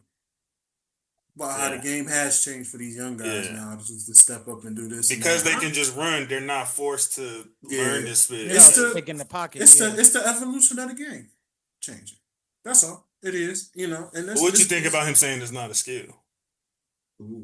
I don't agree with that, honestly. Different times. Because you still got to know when to get up out of there and when not to. And on top of this, I've seen Brady play. How many fucking times has he been in that situation? With what? With the line collapsing, and you gotta exactly. How many times have we seen him in that situation? I mean, not much. Exactly. That's what I'm saying. You never played with the boo-boo line like these motherfuckers have. And that's why I felt like for you to say that, no, bro. I'll say, Tom, I love you. I one love of my Tom. favorites, but you have no right to say that. Your line was damn near great. So is not only that, but we've all seen Tom Brady's 40 time. We've all seen the tape. I was about to say, so is this like the grumpy old man with the get out my grass kind of just a little bit. A little bit. No, Tyrell, it's a lot. It is. It's like the Red Sea is departing. I think that was just pure hate no Tom. I ain't gonna lie to you. He did have a point. He did have a point about them not needing to learn how to read these defenses better. But it kind of, in a way though, it's kind of goes both ways because it's like you had to do that because you couldn't do what these kids do if you wanted to. Yeah. But you gotta remember. I think it's a catch-22. I think it's a catch-22 for him because he is right about they need to get better at reading. Both things can be true. But both things can be true. They were playing, like I said, once again, they were playing more aggressive defenses though. Yeah. You didn't have to deal with the bullies of the Baltimore in the playoffs. Yeah, we had to deal with Ray Lewis. You didn't have to deal with the Colts, Bob Sanders and Dwight Freeney and them. You didn't have to deal with these players. Like, for instance, who did y'all play? You only got to worry about one player on the Steelers, TJ Watt. You got to worry about one player on the Browns, Myles Garrett. You got to worry about one player on this and that. You had, when Tom and Peyton and them played and Drew and them played, you had a defense full of monsters you had to worry about. Even Flacco's up there, Matt Flacco, Matt Ryan. But even though, okay, let's for instance, the only reason I'm gonna take the Colts out of there was because the Texans defense was weak until JJ got there. Titans defense wasn't all that, but even the Patriots, as my man Raider Ragu was saying, the AFC least was weak as hell back in the day. You didn't have to worry about the Dolphins defense. You didn't have to worry about the Bills defense. And you damn sure didn't have to worry about Miami's defense. Exactly. You didn't have to worry about because the Jets only clipped them one time, and even then that was a road playoff game for the Jets. But so that's what I'm saying. For him to say that it's not a skill, that's kind of disrespectful. Yeah. And on the other side of that too, with back to the game, like on the other end of that, like Gonzo, man, he is something to watch every week, man. Christian Gonzalez, absolutely. he is shut down. I hope is he cool? Is because I seen he came out the game. His he never his came back. His head fucked up. Yeah. Yeah, that's well. Hopefully, the number one. I think he finished the game. He was 6 for 1 with tackles and assisted tackles. That's probably the only. That's probably the only Patriot I like. No, because I liked him at Oregon though. He was a good. I do like Drake, man. Oh, you know how I feel. Free Drake every week. Well, free Drake every week. I mean, we need to be freed at this point. 7-2. Well, just like Mark said, they don't deserve him. They don't appreciate him. They don't appreciate a person like Drake. They don't appreciate Drake. But like Marv said too, like you were saying on the last show, like something about because you watched UNC games. I watched some other people, so you had a general idea of who he could be or who he was going to be. So, and I think his transition from college to the NFL at this point is just continuing to learn, grow, and develop each week. Like JC said, don't worry about 10 weeks from today. Worry about the next week and only that week. Week by week. We just gotta. But don't look now. But we got Tampa. I only need 4 more. Cool. Yeah, I was doing all that talking. I just need 4 more, and we 9 games in. I tried to tell him. But the one thing though that I really need. Look. I told you. Look. Hey, wait. I know. Week 12. You said week 12 come back to you. I'll be back week 12. That's only a couple weeks away. Just wait. I hope they fuck up too. You say nothing about playoffs. If they up there, they on their own. I ain't saying nothing. Yeah. I just said regular. No, I ain't gonna say nothing to do with their playoffs. I ain't gonna say playoffs. I ain't gonna say because anything can happen in playoffs. I'm just saying. But the one thing that needs to be cleaned up, man, I'm just tired of seeing it, man. Like Drake May got sacked 6 times this week, 3 times last week, 3 or 4 the week before. Like, I get it. You got to but what did you say, JC, last year about the Chiefs not catching it? If they didn't figure it out by week 1, and here we are, week 8, week 9. I mean, our line is decent, though. I don't think it's terrible. It's decent. It's just, those sacks just add up sometimes. I mean, sacks happen, though. Like, it's not normal for a quarterback to just go throughout the whole season and not get sacked. Like, you're going to get some sacks. What quarterback get sacked all them times but still win the game? You know what? You're right. Yeah, see, now you sound like me. Spoiled, nigga. Y'all nigga talking about some line and y'all got a potential future Hall of Famer on y'all line. The F up. I just like I said once again. Marv just brought in a new word. Once again, though, like I said, what quarterback is getting sacked all the times and still winning? I only seen one quarterback do it. I seen one. Yeah, I know I think Burrow. I think I seen That's Burrow. That's the only time I seen that. Yeah. Other than that, yeah. That nigga got sacked 9 times in the playoff game. Exactly. And even then, that wears his course. Yeah. You see where he at now. Shoot, even that season, that Super Bowl. Yeah, and I don't wish no injuries on Drake. Maybe I think Drake got a little point that why he's worried because it can wear and tear. The 3 sacks isn't that's not terrible. 6 sacks is bad. Don't get me wrong. Yeah, 6 sacks is bad. Not three. Hell no. Getting 3 here and there. That's not that bad, bro. Oh, 3? Dre, shut up, man. That's not even one a quarter. I thought you meant 6 a game. I'm like, nah, man. Nah, used to that game. Patriots offensive line when Brady played. That's what it is. Even then, Tyrell, he was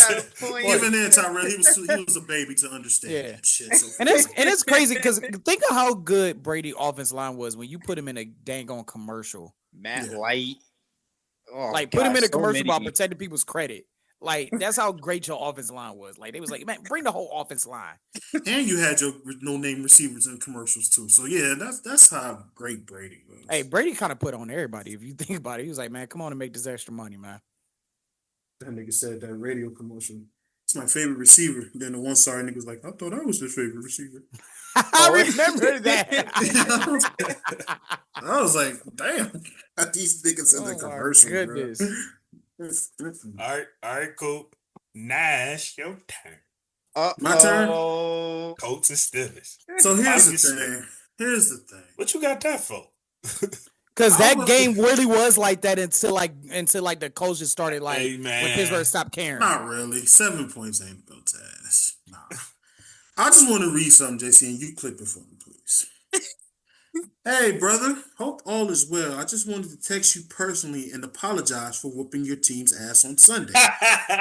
Don't take it personal, just business. Oh. Hey, J. Will, how you doing, buddy?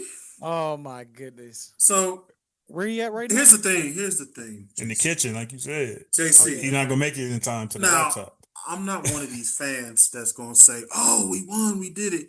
I doubted this game because when Tyrell brought it up last week, I was like, I wouldn't say the Steelers. I was like, we put them niggas down. And I went on a few podcasts and said I was worried about this game. But until you punk ass Colts fans was talking shit, you knocked the humbleness out of me. And this motherfucker was one of them. So, Jay Will, my response to you is, hey, brother, are you going to need some medical attention for the ass whooping we just gave y'all? Hey, what my man David Hey, you know how I feel bad for him? My boy Kenny. I don't feel bad for Kenny. He went all the way to Pittsburgh with his brother to see this game. I'm glad he witnessed that. They went all the way to Pittsburgh to see them get their way. I'm glad Kenny went to the game and witnessed the fraudulence of the Colts. Listen here. You're hitting the fraud button on them? JC, you don't understand these punk ass niggas was taunting me all week. So now it's my turn. What Tyrell say? What Tyrell say? It's my turn. It's my turn. Yeah, it's your turn. Look here, man. It's your turn. Y'all know me. I'm the most humblest person I can be. But when y'all taunt me in my inbox, and they bring it personal text message, comments on YouTube and shit, it's on now. So yes, I ain't gonna lie. Colts fans have been getting a little beside themselves. They have, and here's the thing: I even had a couple on my page. I said it on your show. I said it on my show. I said it on different shows that you punk niggas can make the playoffs and make a Super Bowl run. And I get when it's time to face your teams, you gonna talk some shit. I get it, but the way you motherfuckers was taunting me, saying y'all gonna do this to me. And I told you, the only thing I'm going to take credit for is don't be surprised if the New York Giants, Daniel Jones shows up, and he did. So, yes, he did. Because what I always say, JC, it don't matter what uniform you win. It don't matter what you done weeks before. When you come across somebody you cannot win against for the past 4 times you played them, don't show up. That's why I always tell people, man. I fear Flacco. I don't give a fuck what uniform that man is in. He plays his best with the Steelers. It don't fucking matter. You did say that. That's what I'm saying, JC. Listen here. I'm humble, but fuck you, Colts fans. That's all I'm gonna say. That's all I'm gonna say. That's why I posted that picture. What my man saying, Black Panther? This your king? This your? That's how. Cool. You're literally describing everything that I went through when we had to play them niggas that week. Yeah. Colts fans was talking super and it was worse because they was undefeated when they played us. Exactly. And we had just came over L, so they was really talking. It's like crazy. They done forgot what it feel like to win and be humble and win. Exactly. You know that's what it is. Can't give Colts fans nothing. This is why I say belt to ass. Okay, again, I've said this many a times when the Browns are playing either a late game or not playing at all, we get the Pittsburgh game. So I watched this entire game. And for essentially for 56 out of 60 minutes, they completely and utterly dominated the Colts. Now, I have to give the Colts their credit for not throwing in the towel, trying to make the comeback attempt, whatever it may be. But Daniel Jones caused 5 turnovers, 3 interceptions, 2 fumbles lost. And that's why 27-20, guess what? That game was way more of a distance than 7 points. That's why the rare 7-point belt to ass, because that thing would come here. You're gonna get sacked. Give me that ball. But here's my thing too, though. Hold on. Give me that ball. I want the ball. I want the sack. I want touchdowns. I don't care if you come back. Don't move your hand. Move your goddamn hand. Yeah, JC, you were Move your hand was the spotlight of that clip. Hell yeah, I am. Shit, the fuck, because that's a new tradition. That's a new tradition. One team gets the chair ass whooping, and the Colts got that. Despite the fact they only lost by 7 points, because they were not. Pittsburgh just let the foot off the gas pedal. That's all they did. They just went into coasting mode. So I seen the face you made at me, JC. This is why I worry about Daniel Jones. He can do good in the season, but when he has an abrupt game like that, it worries me because it lingers. His confidence. I'm worried about his confidence now. That's why I said what I said. He did the same in the Rams game though. The Rams game, we was on him. But here's the thing, though. I get you on that. But you got to remember who won these close games. JT. That's what I'm saying. After the Rams game, I get what you're saying, but you got to remember the production really wasn't there. JT was saving these things. Yeah. That's what I'm saying. Like, Daniel Jones worries me because his confidence, his confidence could be low, and then I'm just worried. But I mean, he had an elite running back to carry him through a playoff game before. So exactly. That's what I'm saying. I don't think it's all I know is Jay Will, bastard. Talking shit. And here's the funny part. He texted me Wednesday. Mm-hmm. I was like, I ain't gonna say shit. Then when the other fools started texting me, I was like, nah, I'm gonna wait. Because every time I talk shit, it goes south. But yeah, I remember this was a big game for them because what was everybody saying? Their biggest test is gonna be when they played them Chargers, Pittsburgh, and they played them Steelers. Yeah, they beat the spit out the Chargers, so now they really smelling themselves. They're like, okay, Steelers is the last on the list, and then people will know we for real. But like I told you too, they got Kansas City. But like I told you last week, that's an L. We needed that because they got us the past 2 years. Mm-hmm. When they got Kansas City, the next game, or they on a bye, right? No, Colts got them next week, I think. Let me look. I think they got Kansas City off the bye. It's week 10, right? Yeah, week 10. I think week 10 is they bye. Or no, week 11 is they bye. No, the Colts play the Falcons in Berlin at 9:30 in the morning. Then they have the bye week, and then they play Kansas City. No. Yes, I'm right. So they have Kansas City on Berlin. Ooh, that's rough. Bye week, Kansas City. KC on the bye. So this is when we're gonna see what the Colts is really made of. Yep. Hey, I'm gonna tell you this: you gotta play a thirsty Atlanta team. Then you get a bye to get your split together, and then you gotta play the a Chiefs, desperate Kansas City probably team. are pissed off. Yeah, a pissed they're, off. They're on the team. outside looking in. They're on the outside. Yeah. They're on the outside looking in. So are we? Do I need to warm up the alarm? Because I might have to start warming up the alarm for the Colts now. I'm not going there yet. Not quite there yet. I'm not going there off of you. I am 7-2. They gonna lose to the Falcons. Watch. Hey, Marv, go ahead and make the sound. You're 7-2, Marv. You're 7-2. You lost to two. You lost to two playoff teams currently, and you just added arguably the best corner in football. Yeah, I'm not hitting that yet. Yeah, I ain't gonna lie. This kind of, hey. This is starting to remind me of when Kevin O'Connell's first year in Minnesota, where they were like all these close games. They weren't beating the non-playoff teams. Didn't Daniel Jones beat that team? Exactly. Marv, make the sound. You got permission. Yeah.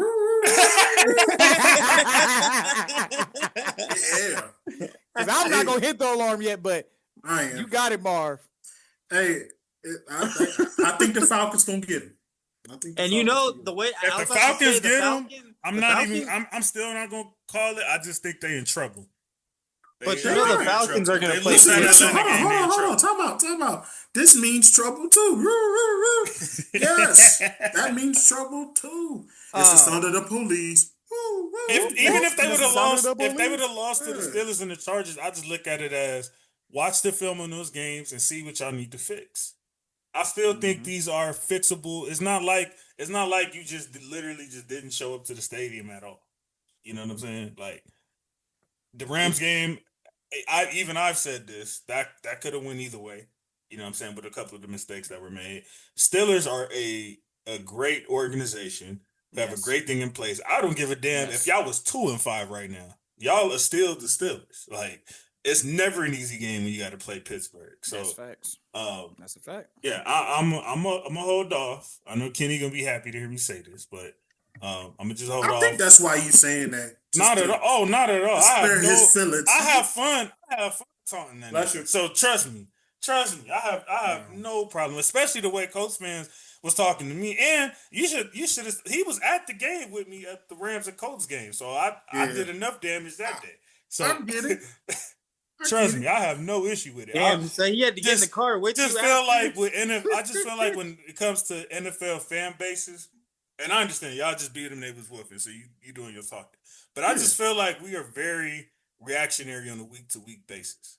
You know what I'm saying? Colts fans been praising Daniel Jones and this organization, everything they've been doing, and now some of them is just throwing in the towel. Oh my gosh, woe is me. Questioning Daniel Jones after everything he just did. Niggas ain't allowed to have one questionable game. I get it. You know what I'm saying? But you gotta realize when you come for a nigga like me, I'm gonna strike you 10 times harder. I'm gonna strike you 10 times hard. I'm just saying in general. But yes, I'm gonna get you. Well, first one of the episode. I don't want to overreact over 1 week, and we still got 10 weeks left or 9 weeks left. However many weeks is left. 2 more months. No, listen.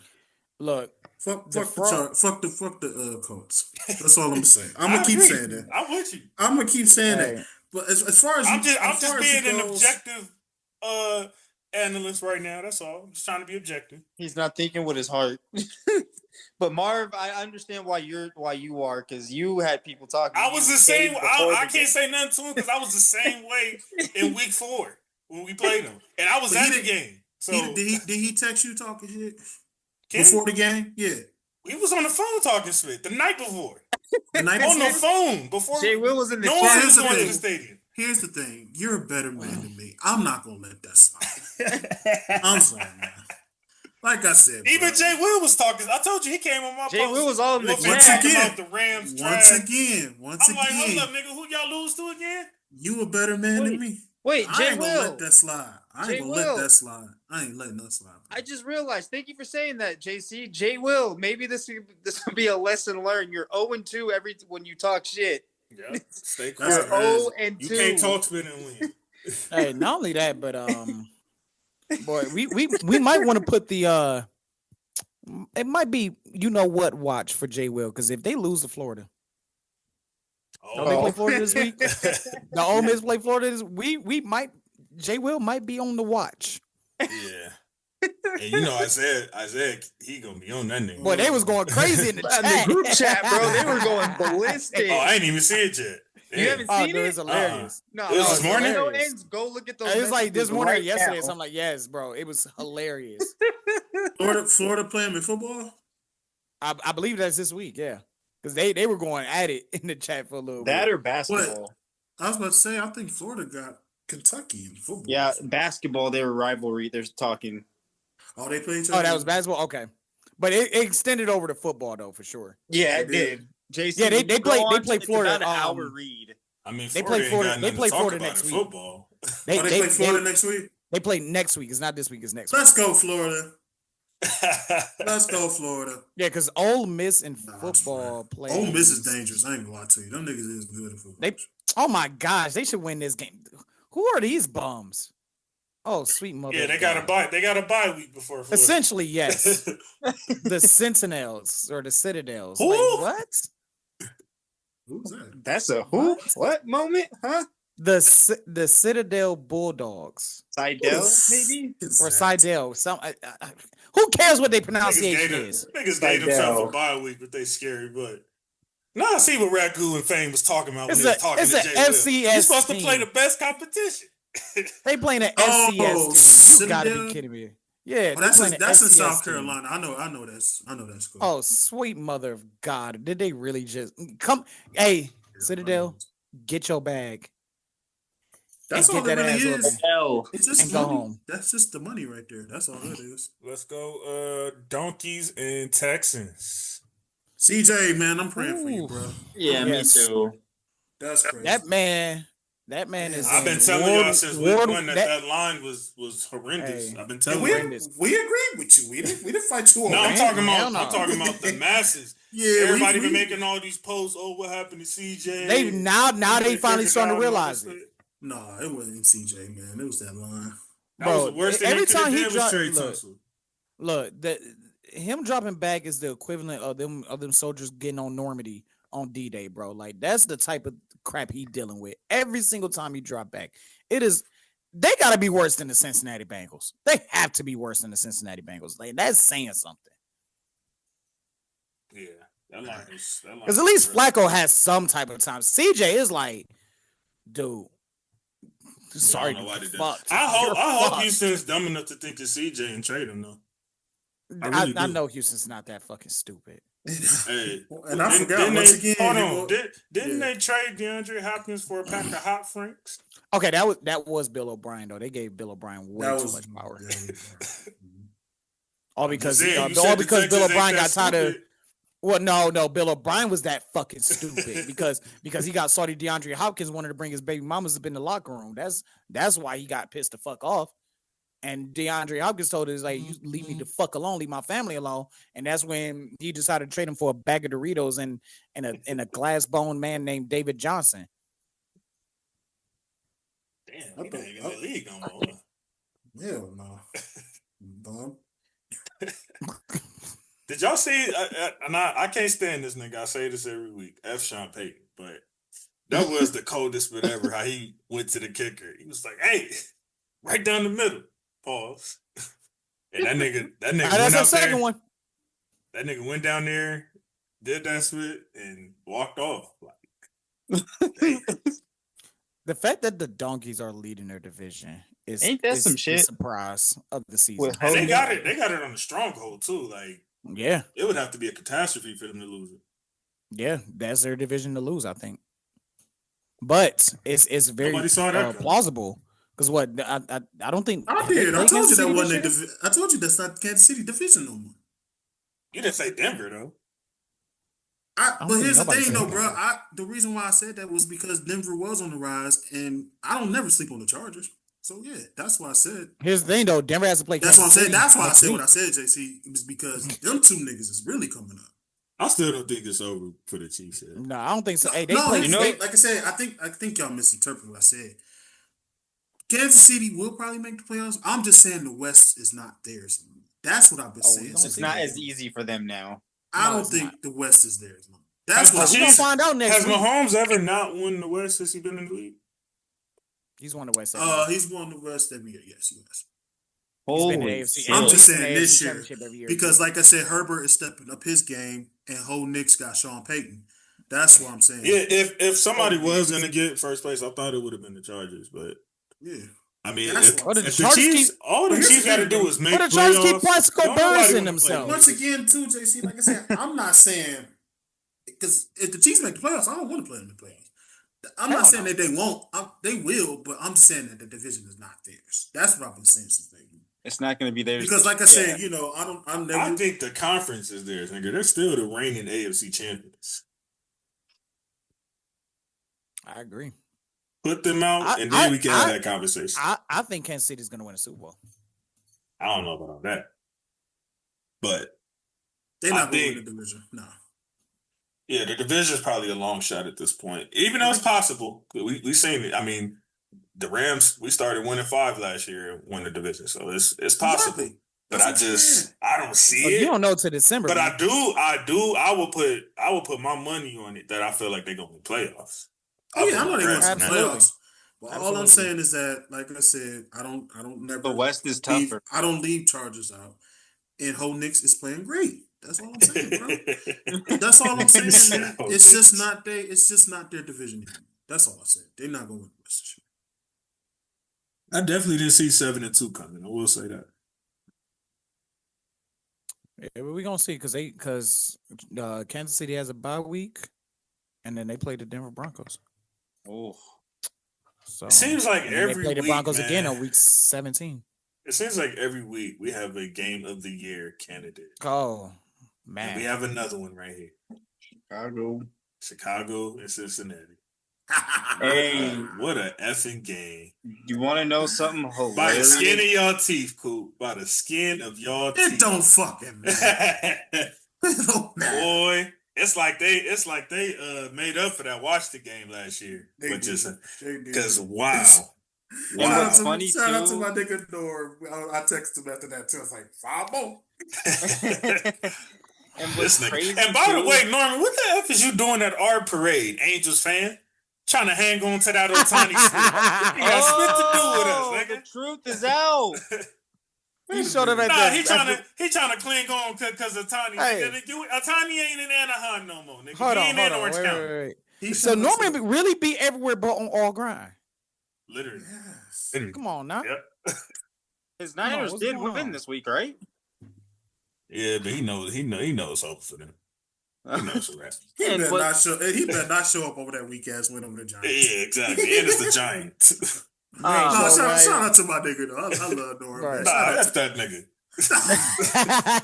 Hold on. You can say that. My parade. You can say that. I can. That's your sandbox, homie. I can. You can say it. F that nigga. No, Y'all said it along with it.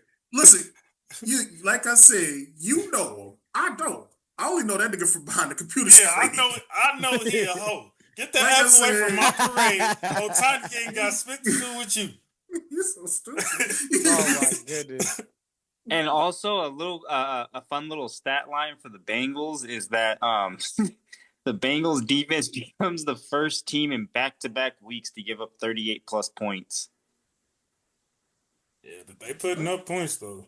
You want to know what more crazy? Defense is just atrocious. You want to know 2 more crazy stats? Connor Brown when he was like, just make one stop. That nigga Logan Wilson got traded from the worst defense to the second worst defense.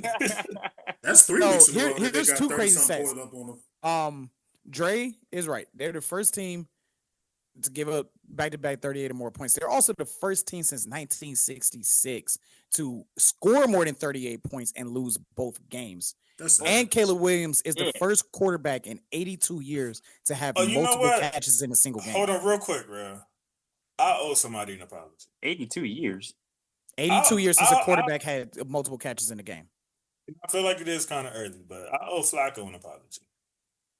I was kind of talking spit. When they snatched him from y'all, I was like, man, ain't nobody worried about Flacco. Nobody care about that. I told you Flacco wasn't a problem. I don't think I heard you say that, though. I don't think I heard you say that. Nah, I was talking spit about I've been talking spit about Flacco since period. Like, I never believed in Flacco off the couch and all that. I was telling him shut the F up with that shit. And then he had that Houston game. I was really talking shit. So, I never... Yeah, this is accumulating over the years. Yeah. So, but Flacco was smart enough to say, hey, F it. I know Chase down there somewhere since he got in Cincinnati. I want to say I apologize, Flacco. I was unfamiliar with you. He had 470 yards off of half of a shoulder. We apologize. Because it ain't his fucking fault. He had 470 yards off of a bad shoulder. Off of he lost shoulder, bro. And he lost off of a nigga not wrapping up on a tackle and allowing the tight end to go right down the middle. Pause. Like, what do I have to say? What can I say to Flacco about it? You ain't got 500 yards. Who gives a fuck? What are you apologizing for? I just didn't think it. I didn't think it was relevant at all to go get Flacco from the Browns. I see why they went and got him from the Browns now. I see why they knocked over there and said, let me get Flacco. I told people at my job, I said it on this show, I said it on my show. Flacco was not the problem here. And I keep telling motherfuckers that it's that bitch ass Kevin Stefanski and the Browns organization. I said it. And I'm going to say this, Shamar Stewart. We just talked about this about 30 minutes ago about, being overreactionary and expecting these players to play good off the bat. Shamar Stewart, I think he's a bust. Oh my God, bro. He's getting bullied by every fucking team. And it definitely showed. Who thought he was shit, clearly these motherfuckers, he got drafted in the first damn round, 4.5 sacks in the damn college, and you getting drafted in the first round, ridiculous. But no, this is you got into a contract dispute to get bullied by not even bully. I'm talking about tossed around like a fucking rag doll. Like, oh my God, everybody on Chicago was just literally everybody on Chicago was doing this. This is my Cleveland Browns bear. They was just like, okay, and move over here. That nigga real be having the props, don't he? That's what they did. They said, hey, he just move over there. He be having this shit ready. Man, that little bear come from? They got the fire. They got the belt. I didn't even have props. Where that little ass bear come? This is a real show right here. Come behind my desk. Y'all see the one? Y'all see the one back here? I got the one back here. Where the hell that little ass bear come from? Shamar Stewart. And I got one over here. Is not good. He never been good. He can't force him. He can't force him. That cool? 4.5 sacks. 4.5 sacks, and he got drafted in the first round. I've never heard no bullshit like that before. Look. He can't force himself inside. Pause. Resume. I'm telling the truth. Fuck that. No. I get it. Yes, he can't. He can't. He's just terrible, JC. Listen here, JC. He's just that terrible because he wasn't the person at Texas A&M. It was other people on that line, and for y'all to think just because that line was so good last year, why would y'all draft his sorry ass when he didn't do shit either? Yeah. I watched him when he played against Notre Dame last year. I was like, this dude sucks. And y'all was trying to, because the national media was trying to hype him up. I'm like, he sucks. No. They was trying to prop him. The national media was literally trying to prop this man up as the next Myles Garrett coming out of A&M. He got his bread. That nigga ain't tripping. Of course he not tripping. You better get your money back. Amen. Y'all gonna find out soon enough. I'm glad they didn't trade Trey. That's the only thing I can say. But did y'all catch that game though? If y'all missed it, man, y'all missed it. That was an incredible game. I was able to catch, especially that fourth quarter. We didn't get that. They blew a 16-point lead in like the last 2 minutes. Yeah, and they snuck out of it, but yeah, that was incredible. You know, and it's crazy because more people are talking about Chase Brown and Jamar Chase's reaction, which to have that. Again, that's something that you rarely see. Like, I know we've been kind of seeing that a little bit more this year, but to that level where Chase is just like straight up like make a stop. Like, you pretty much say, for fuck's sake, make a fucking stop. Like, defense being this bad is like, okay, they had a debate about like, you know, it was an old hash debate that I heard about like why the Bengals are able to make it to the Super Bowl, and then despite the fact that Burrow didn't have a good offensive line, they, you know, with them drafting Chase over Sanu or whatever it may be. But people forget how good that Cincinnati defense was when they made it to the Super Bowl. Like, they don't have that. And the Bengals made a mistake on not investing in their defense. And, like, I can't say they didn't try to address the offensive line. Hendrickson. They pay, but you also let your best safety walk away. Your anchor. Hey, I said that at the time. I said that at the time. You know what I'm saying? I can't say their defense was good, real, because I hate Eli Apple, man. Okay. Their defense wasn't like a superior defense, right? But again, we just said it. We just said it. Yeah, okay. Who the fuck gets sacked 9 times in a fucking game and still win? That's because Cincinnati's defense did what the fuck they was supposed to do. They got to stop Tannehill. Tannehill needed like 20 yards to go get a field goal to win that game, and the defense got to stop that needed. Okay, and then let's go to the following week, right? Now, Buffalo bitching about the overtime rules need to fucking change. I said this shit. And they couldn't stop them for 13 seconds, whatever the fuck. And then guess what the fuck they did the following week? Cincinnati proved why you don't change the overtime rules. And think up until and Joe Burrow had 5 possessions to close out the Super Bowl before the Rams made their comeback. Their defense led them to that fucking Super Bowl. So when you don't have that no more, and they're like, oh, well, you sign Higgins and you sign Chase or anything like that. Hold on. The defense also let Cooper Kupp march down the damn field. No, that part I agree. Else. Yes. So, exactly. And that's when prior to that, talking about that Eli Apple shit. That Eli Apple shit. But prior to talking all that shit. Right. But prior to that, let's not act like Cincinnati didn't stop them for 5 possessions. They just didn't capitalize. And shit happened. Shit breaks through eventually. You know what I'm saying? So Cincinnati has a issue with their defense. Cincinnati has tried to address their offensive line woes. They did, because at that Super Bowl, what they do, they signed 3 offensive linemen. It's coaching, because here's the thing. It's coaching. Did they make the wild card? That was the wild card year, right? Yeah. Who they win against? The Raiders. That Super Bowl, Raiders, Titans, and the Chiefs. He just wanted us to say that. The Raiders wasn't strong on offense, real. That's why I can't really count the defense for those. Now, the the Raiders were a 4th and 8 away from beating the Bengals in that game. If you remember. Did they? They still lost at the end of the day. I'm just saying. Did they though? There had to be some kind of offense to get that position. Did they though? I mean, who was their receiver one, Cole, to get them that? I don't give a fuck. That's not the question.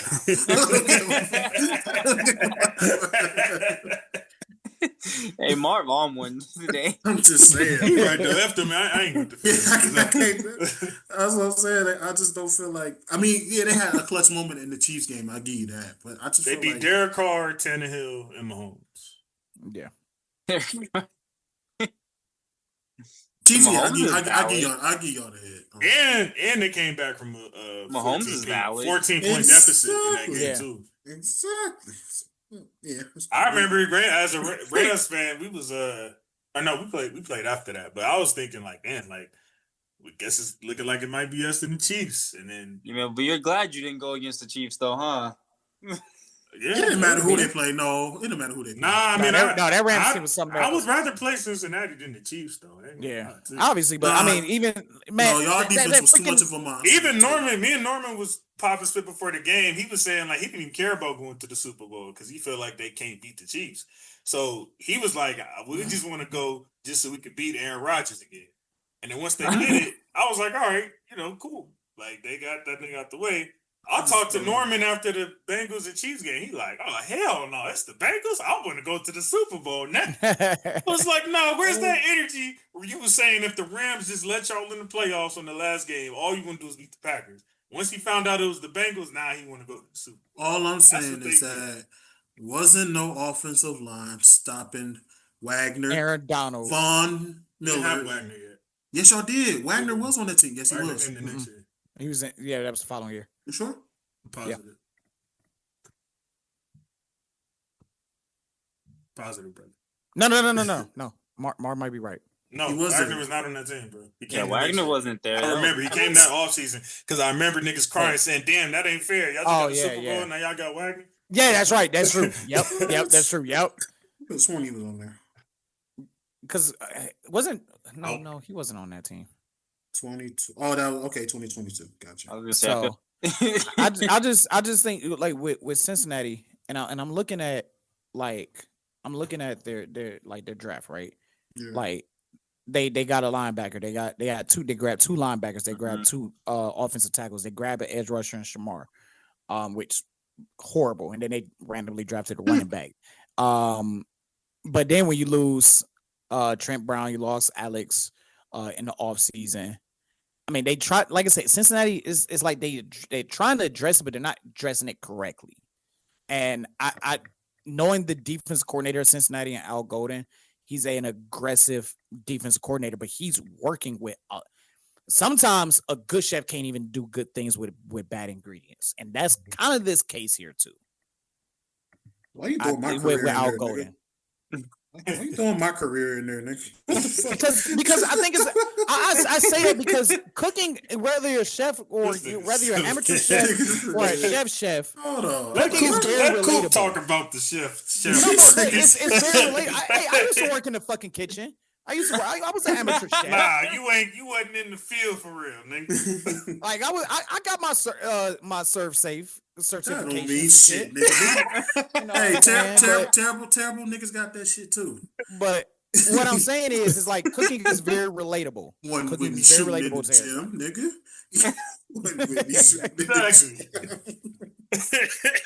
You wasn't with me when that pot roast was burning, nigga. I'm just fucking with you. All right, hey, cool. I know Thanksgiving coming up. Do you not cook on Thanksgiving just because you cook all year? Like, do you take the day off on Thanksgiving? Hell no. Or do they designate you like, nah, you got turkey day? No, hell, man, listen, those are automatics. Christmas, Thanksgiving, shit. Look. They said you big mama. Look, bro, this year, I'm going to fake an injury, but I ain't going to take off this year. Look, if I got a fake an injury or something, I don't give a fuck. I'm like, You got something, you got COVID. Nah, I ain't going to say Start coughing. Start coughing. I ain't put that in the Get you out of it, guarantee. All right, too much time on these niggas. Let's go.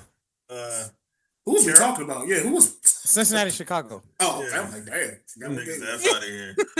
We got the upset in Green Bay. Damn.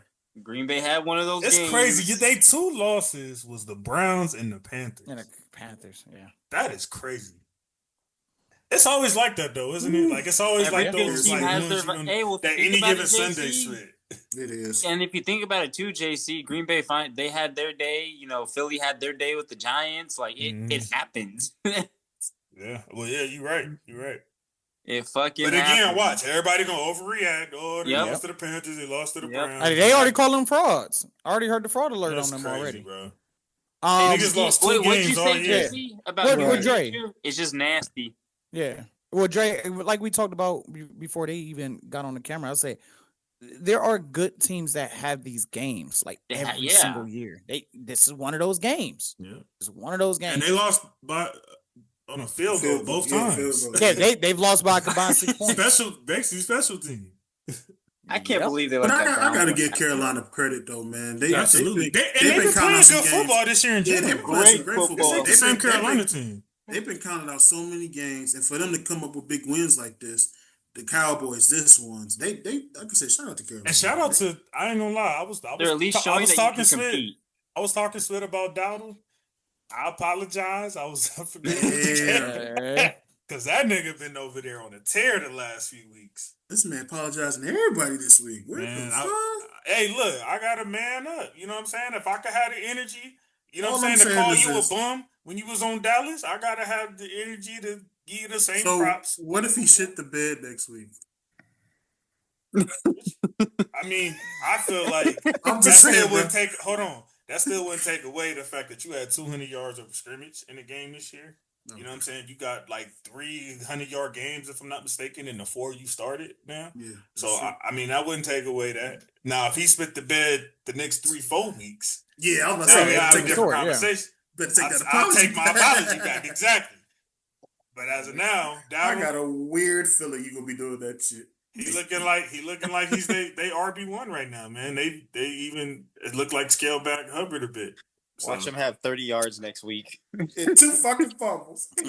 hey man, look, what did JT do this week? It happens. I mean, look, hold on. Hey, I fuck with them uniforms that the Packers are wearing though. Hold on. No. And for the people that's saying like it's so stupid that the Packers are wearing navy blue and gold, that was their old colors when they first came into the when they first existed. Yeah, It they is look like it. inspired. It is inspired by Notre Dame because Notre Dame was the most popular team in America, and they wanted to replicate that look back in the 20s. So that's why they have navy blue and gold for you people that's arguing about why they're wearing navy blue instead of green. That was their old colors. I've There's worn your those history colors lesson. on Madden a couple times. I like those shit. Bro, them uniforms hard. And that leather look to the helmet, Yeah. like, yeah, that's clean. That's clean. Made a fucking movie for Christ's sake. We ain't gonna take much time on this. We got the Aints and the Rams. Oh my taco! Hey, Didn't I tell you to take the Tyrell- cover? Tyrell, it's time. Your boy BTA. Tyler Shaw again. That That's what was a I got from BTA. it. Shout out BTA had a Stafford, man. He good did game, most. too. He did most of his damage pretty much in the first half. Devontae Adams had a good game too. Yeah, Adams is loving it over here. Ain't it funny how he was in dysfunction and now he's right at peace? Ever since he's left Green Bay, he hasn't really had much competency. Even though he did ball that first year on the Raiders, but he wasn't getting no I good. mean, I am sorry that they called the face mask for my man. That would have been 5 tutties for my guy. But the tight end clearly had the face mask. I was like, damn. Who you talking about? The touchdown that was called back before the half. When Stafford threw it to the tight end, that would have been 5. Oh, okay, yeah. I was like, damn, he clearly grabbed that nigga's face mask. I was like, shit. JC, we was doing them betting lines. I told you to take the Rams on the spread. I told you. Hey, Don't do him like that. I knew they was gonna do them like that. Well, bro, when I saw the Stafford came out on a mission, man. Like why you ain't take that spread, bro? that bye week was rejuvenating for him. Because that spread was 14.5 points. That's why he didn't take it. Nigga, I would have, man, damn. That's Yeah, when that's you a lot of- disconnected. I don't trust. These Yeah, you niggas lucky like my that. power. You lucky my power. I don't give a damn. Cool. I don't trust these niggas like that. You crazy. 14.5. You crazy. Yep. Against the Aints. But let me ask y'all a question, man, because ain't much to talk about with this game, really. Hopefully Puka's all right.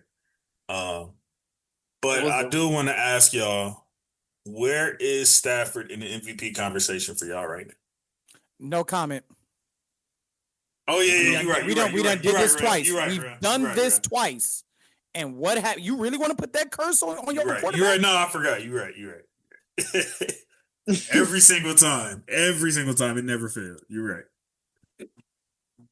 He said no. I'm just saying, it is heating up in the media. That's the only reason why. What they say? What did he say? He said it's an old saying in Texas. It's probably in Tennessee too. Fool me once, shame on you. Fool me. You can't get fooled again. Yep. But you can't really say it. You can't really say it's a curse. I know it happened twice. We said Justin Herbert was our MVP. He starts spitting the bed. We said Baker Mayfield. But he's still top 5 in numbers. What do you mean? I'm saying that week. He spit the bed. Yeah. Baker Mayfield, same thing. Spit the bed. We got the Niners this week, bro. We need this right here. Look, if we get fooled 3 times, you know what the old saying go. Fool me 3 times, fuck the peace sign. Nah, nigga. No, y'all ain't get fooled 3 times. No, y'all ain't gonna play my nigga like that. He's him. He's MVP. Fuck that. He's in the conversation every year. Yeah, he's definitely a candidate for sure. That would be amazing if Stafford can get one at this point. I think that's what it would take for people to finally start putting some all-time respect on his name, because right now it seems like he just gets kind of glossed over. People should have respect for him now. He has a Super Bowl. He was in Detroit for so long that I think people never truly got that under their mind. Hold on, JC. How many 4,000 yards did he have over there? Yeah. No, but I'm just saying, like, people, they credit Calvin Johnson. And then the Super Bowl he got with us, they say, well, anybody would have won that. No. Any quarterback in the plug, even though Goff didn't. If you could sit here, when was Calvin Johnson there? From 13 to 07 to like what? Like 15? 8 years? Yeah. I feel you. And a lot of people don't know this. But all I'm saying is this. Stafford's 5,000 yards. Yeah, go ahead. Let me say this real. If you can sit here and throw 4,000 yards without Calvin Johnson, come on now. I mean, the top two receiver seasons in NFL history, Stafford's the quarterback for both of them. Exactly. Even that, I don't think it's talked about enough. And Puka, before he got hurt, he was on his way to being one of the top 3. Stafford's last 3 years, just yards alone, is 4,320. This is after Calvin Johnson. 4,327 yards, 4,446, 3,777. 2019, he only played like 7 games, so he almost threw for 2,500 yards. Mm-hmm. And then his last year in Detroit, he threw for 4,084 yards. So that's what I'm saying. If this man can sit here and throw 4,000 yards without his main target for all them years, put some respect on that man. And then didn't have Coop. And then on top of that, how he performed in the Super Bowl. I mean, yeah, his respect needs to be there. I don't understand what's so difficult about giving him that. And then, like, man, Cooper Kupp's my guy, man. But what he turned even those 9 games that he played, he threw for 2,000 yards in that Super Bowl hangover. Cooper Kupp, when he got to the Rams, was like arguably our receiver 3. I ain't even say arguably, he was our receiver 3. Brandon Cooks was 1. Robert Woods was 2. We traded Cooks, and then Robert Woods emerged as our receiver 1. The whole time, Goff was there. Yeah. As soon as we trade Goff for Stafford, Robert Woods was still there. And Cooper Kupp had the greatest wide receiver season in NFL history. Triple Crown, correct? Triple Crown, Offensive Player of the Year, almost 2,000 yards, and Super Bowl MVP. It was 15 yards away from the record of receiving yards. Because Robert Woods got hurt the first year. There's only one receiver. He got hurt the first year. There's only one receiver in NFL history that had a Triple Crown, Offensive Player of the Year, and a Super Bowl MVP. His name is Jerry Rice. Yeah. He did not do it in the same season. Cooper Kupp did. Yeah. Yeah. Cooper Kupp that year. And then remember that Tampa Bay game and the playoffs where Tampa makes that comeback, but then Cooper shows up to the plate when it matters the most. Anytime somebody has a season like that, here come Aaron Rodgers getting a fraudulent ass MVP. Like, come on now. Well, that era's over with. We ain't got to worry about that. No, because that's still a conversation. No, it ain't. Yes, it is. They don't give it to Aaron Rodgers. Aaron Rodgers turned the clock back. Who won 2021? Who won MVP in there? Aaron Rodgers. He shouldn't have won that. No, it should have been Cooper Kupp. I agree. Or Stafford. Stafford had, what you mean? He had 4,000 yards too. That's what I'm saying. Yeah, but Aaron Rodgers, when it comes to a generational season like that, here come Aaron Rodgers to get an MVP because that's what the journalists want. Did it at J.J. Watt as well. Fuck the journalists. Stupid. All right, next up, That watchers. we got Isaiah's two teams. Sure, he was conflicted on Sunday. No boo-boo seasons. What's that say?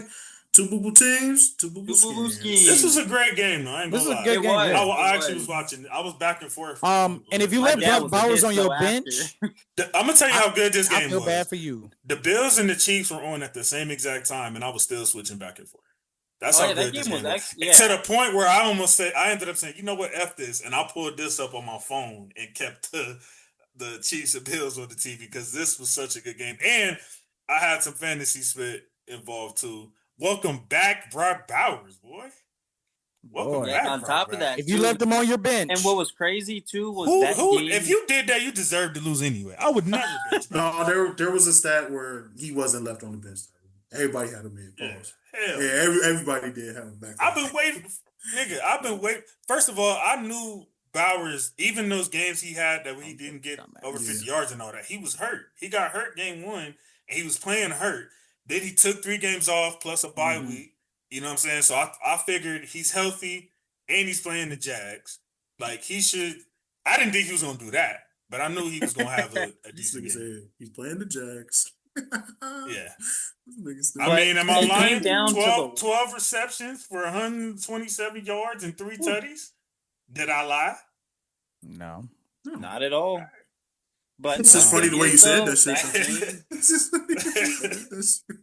That game alone, it came down to the absolute wire. You guys know my dad Pops is a huge Raider fan, so watching him pace the whole kitchen back and I seen people saying dumb shit like, "Oh, why Raiders and just take the tie?" Nigga, they're 2-6. They wanted the win. Go for the kill. What you got to lose? You got to build those habits. Yeah, there was nothing wrong with them. I have zero issue with going for. I would have an issue with taking the tie. Hey, I'm not gonna lie. Anybody that says to take, thank you. Anybody that says to take a tie, pussies. You're pussies. The Raiders went for the win, and there's nothing wrong with that. Gino did. You have no ball, and that's why your ass is sitting on the couch with us. And not as an NFL coach, because you have no balls, you have no cojones, you pussies. Hey, but Gino on that 2-point conversion, he had 2 people open on that.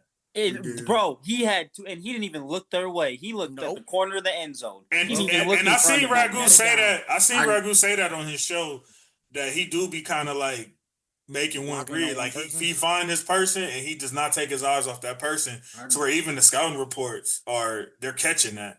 I guess I'm pussy. Damn, see me in overtime. He hasn't been on overtime in a minute, and I'm still. If you're fighting to go in overtime, that's one thing. But if it's overtime with 16 seconds left, you just scored a touchdown. Like, that's one thing. See me in OT is one thing. It is a completely different thing when you scored a touchdown in overtime with 16 seconds left. It's not like it's 5 minutes left. 5 minutes left. Point, whatever. I get what you're saying. 16 seconds left. I'm still scared. I don't give a fuck. See me over T, nigga. That's what I'm saying. What are you scared of? There is no double overtime. What is it that you're scared of? You're not going to overtime. Marv, it was in overtime. I said what I said. And the Raiders had a bad record anyway. I said what I said. Marv, the game was in overtime when the 2-point conversion happened with 16 seconds left. So why would you play for the tie? That's why. There is no double overtime. That's only playoffs. So you're playing for the tie? Fuck it. Come on.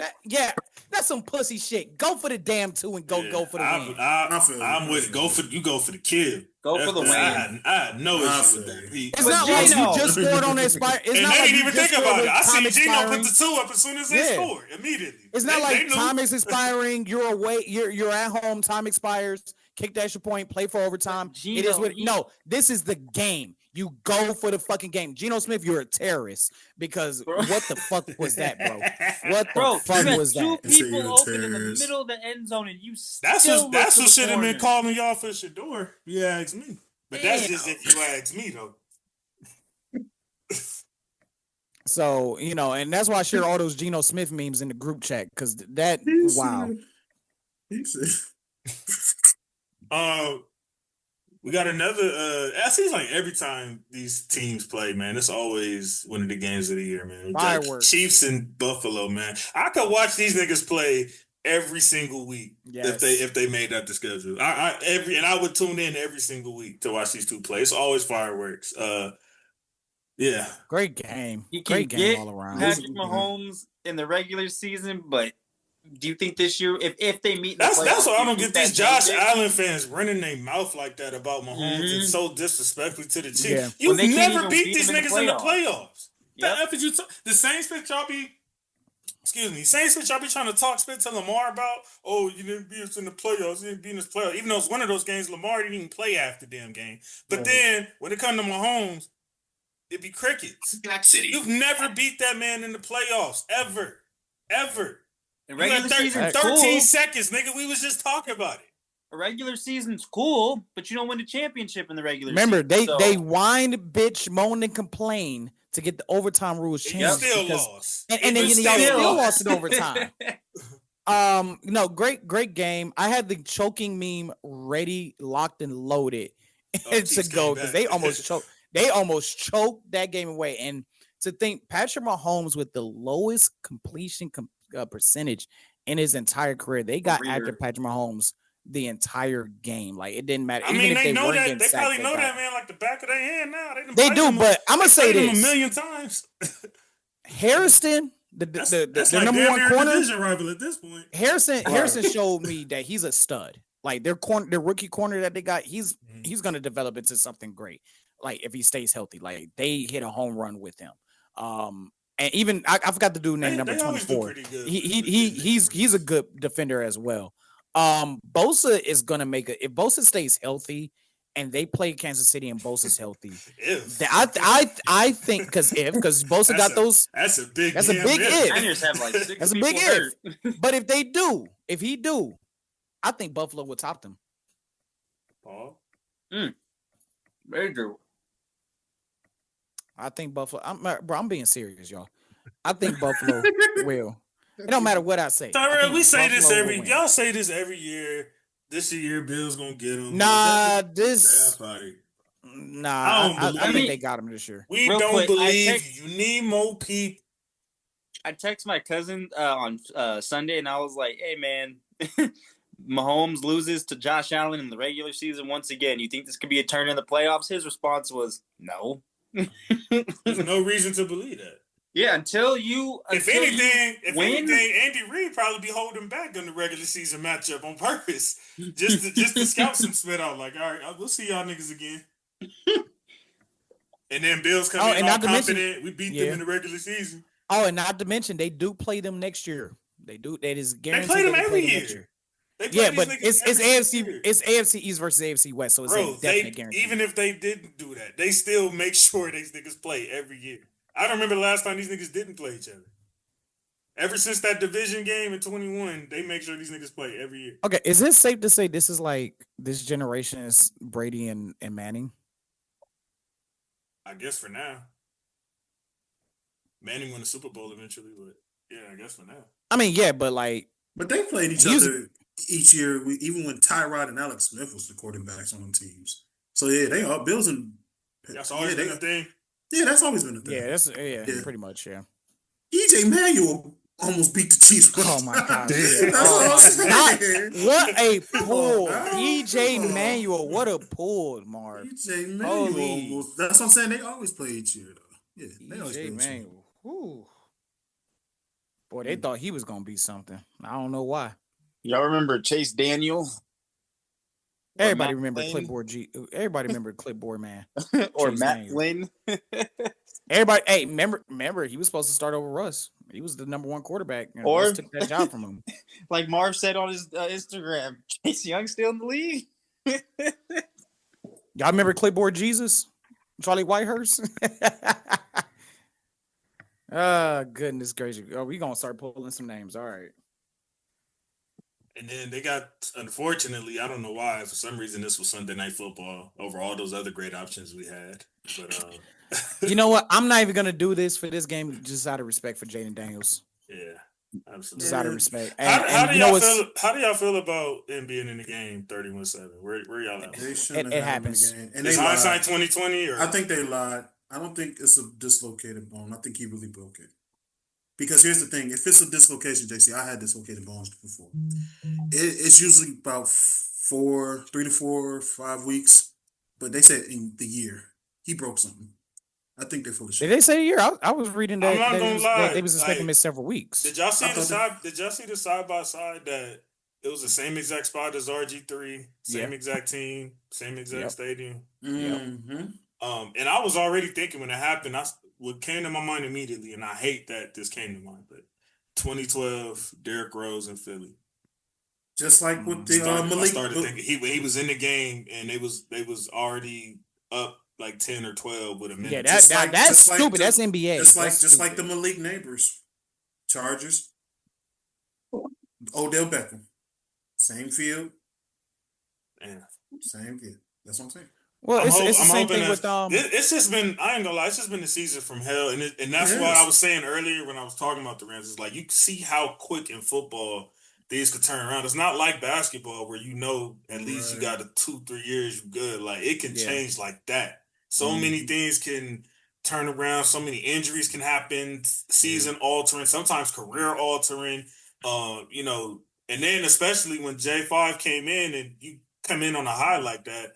By far, rookie of the year, 12 games, NFC championship, and then look where you're at now. Like it can change that fast, you know. It does scare me that this could be a potential another RG3 type situation. That scares the crap out of me because there is a lot of talent there. There's a lot of talent with RG3 as well.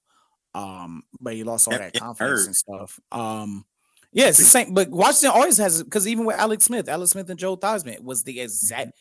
It was the exact same yardage. It was Washington was the home team. Got sacked by 3-time defensive player of the year. Messed up leg. So I mean, Washington kind of has this history of this stuff, man. Nah, Tyrell, tell the truth. That nigga bone was coming out, bro. Yeah. Oh yeah, he had was 25 damn cert. Have y'all watched that documentary? Yeah. Of him like making his comeback. They said he went to a military facility that helps soldiers that like lose their limbs, like rehab and do all the surgeries. They said it was the worst thing they've ever seen. They said it. You talking about military personnel saying this is the worst leg injury I've ever seen. I pray for Jaden, man. Yeah, me too. That Absolutely. you're gonna be all right, bro. I hate to do this, but this is is also why they tell you in self-defense classes to never land on your arm. It's a natural thing, but that's why they tell you not to. This is a prime example, unfortunately, to never. If you're falling down, That's what I'm saying. The way he landed, I feel like most people turn that game off at halftime. Why was he even in the game?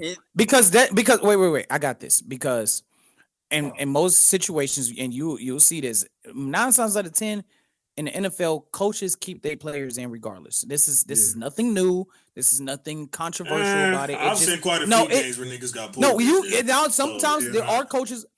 That's why I said majority of the time. I didn't say all the time. I said majority of the time. Coaches keep their players in, especially when you're on the losing side of it. Like you're on the winning side, they usually be like, okay, we'll pull them out. But like, pause. But like on the losing side, they usually just go ahead and keep the players in. Like usually, sometimes they take them out, but most times they stay in the game. It just, I don't know why, and I've heard from coaches because we're paying them millions of dollars and we're gonna get the most out of our money. That's the number one thing I hear. That's the dumbest reason. If anything, that's more reason to I pull agree. him out. I agree. Now, the one thing I can't think of is maybe sometimes you don't want to, you sometimes how you finish a game is how you can go into the next game. So I know that could be a reason sometimes as well. Try to get you some momentum. Not even for that particular game, but y'all go into the next game with the good habits you finished with to have some type of confidence. I have seen that. But 31-7 with 8 minutes left, bro. Nobody's watching this game anymore at this point. I know I was watching basketball by then. My Lakers was on. So it's like at that point, come on, bro. Like he shouldn't even been in the game. I was sick when I seen that. Because like I said, I stopped watching anyway. So yeah. Yeah, when I heard about it, I was like, damn. Prayers up, J5, man. Man, he one of the most promising players, period, in my opinion. That's in the game where did you see now. that he was out for the rest of the year? Because I saw that they think he was out several Who weeks. said that?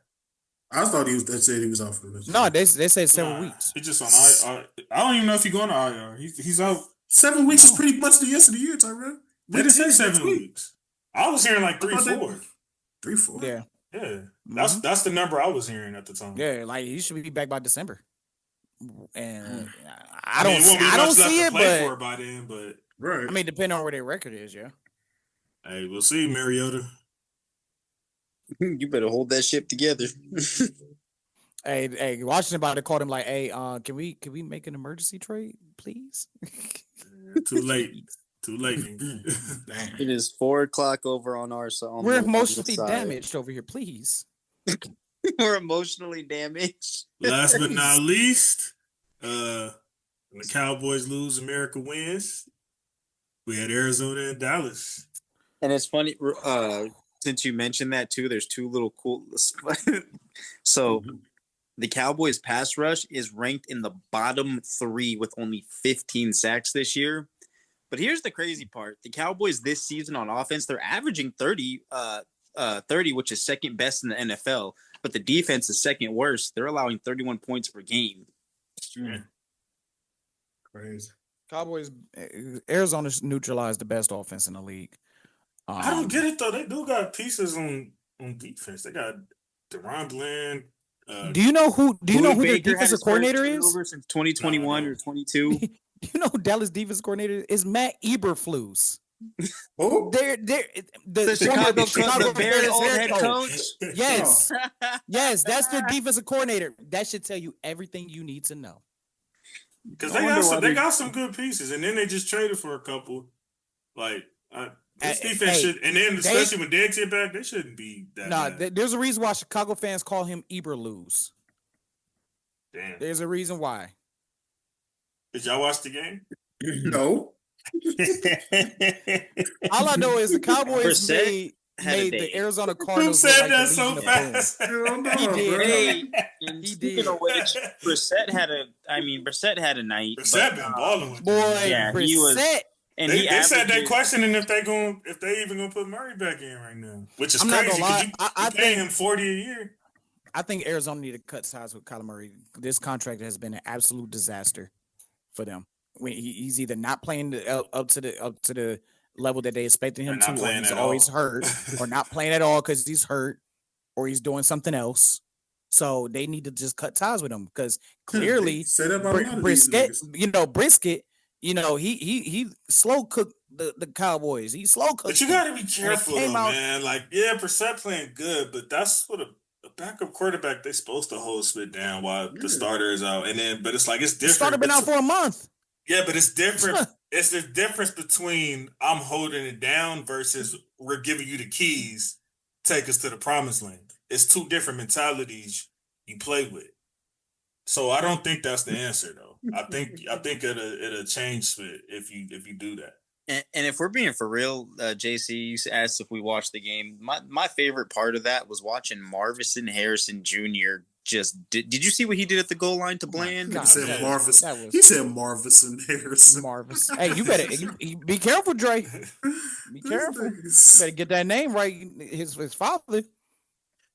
His father, a dangerous man. I mean, that was probably his best game of the season so far. And Bland got cooked last night too.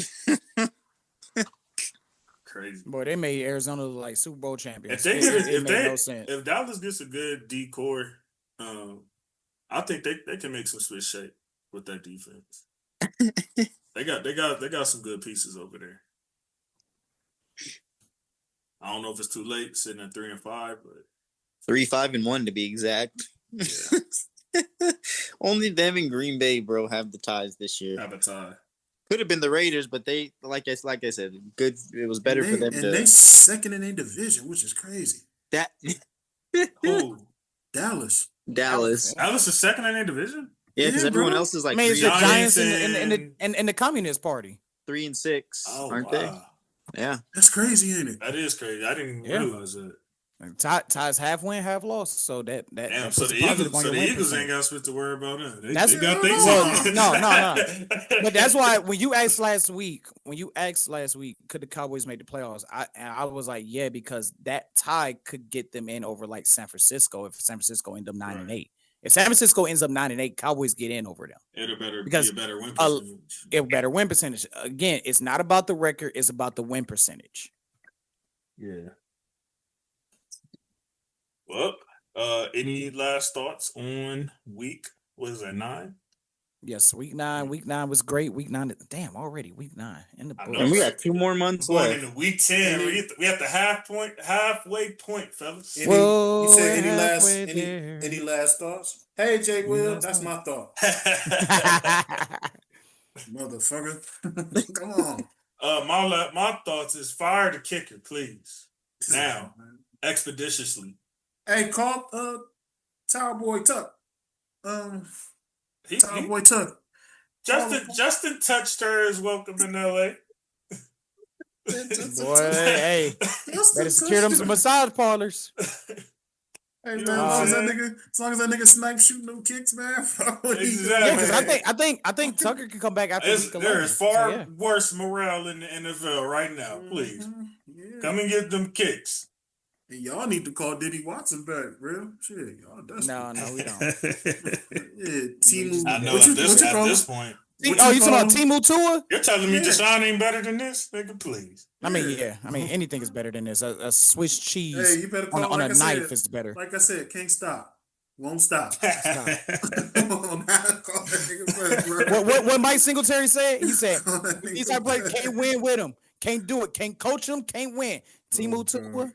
You're cooked, buddy. The entire city of Cleveland is done with you already. Timu Tua. This nigga is retarded, Tua. Well, if y'all be hearing the way that man be doing his interviews now, that shit is just sounds like it every day. Even Dylan Gabriel's like press conferences are like very similar. Because see, Tua. Well, me and JC don't watch that shit. So another Browns comparison.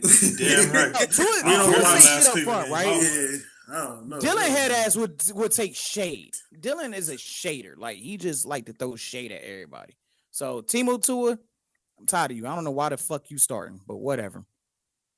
I mean, you know why he's starting. Please, nigga, please. Politics as usual. Wow. So before we get into our Vegas Pick'em edition and get up out of here, I do got an NBA question for y'all. Go ahead. First off, shout out to Shy and Maxie as our players of the week. Nice. Especially, man, Maxie. I don't know if y'all been paying attention. Oh, yeah. He's been going stupid. Like him and Edgecombe looking like the back. Edgecombe has been something. So that's first. Shout out to Giannis with a game winner last night. That's what I was watching over that game. And did you see Miles Turner get booed? Did you see the disrespect that they gave Miles Turner? And I don't know why they mad at Turner as if like he wasn't in trade rumors literally every year of his career. But that was so. He gave 10 years of his life there. Yeah, I didn't understand that. Who gives a fuck? But Giannis said that was for him. He said he got his back. So take that with y'all. Yeah. So now we got that out the way. I'm sure y'all seen the Ja Morant saga that's been going on over in Memphis. I was gonna write something about that later on. He was in the media once again for the wrong reason. Yeah, I don't know what's going on. I haven't even dug deep into it, but I think it's fair to ask at this point, especially after some of the pieces that's been moved and all that. Is Memphis window officially closed? That's a big closed. What you mean? Yeah, and did you notice even though Dylan Brooks used to, when he was on the team, even though he talked a lot of shit. It's not Dylan Brooks. It's Dylan Brooks. But did you notice with his shit talking, it for some reason at that time, Jaren Jackson, Jaw, and all them got that like that little bit of that oomph in them, and then once he left, it's kind of like, okay, well, nah, nigga, let's trying to give him credit for Right, bro. Like, Hey, about that bro. shot chucking. I'm gonna talk spit and get cooked in the playoffs. I'm gonna tell you something. Nobody, they ain't got nothing to do The with window, that. the Ron Memphis cooked him, window. that was funny. Look, Memphis window closed when John Morant went this. That's when that window closed. Pew pew. Okay. Probably before that. Nah, I think he right. That is kind of when stuff started going. Because that was on the news downhill. for like months. Pieces was getting moved throughout that year. That And then man he did said, it "I'm going to again. exercise my Second And then Amendment he did rights." it damn it. again, twice. And then you got to think about it. The core.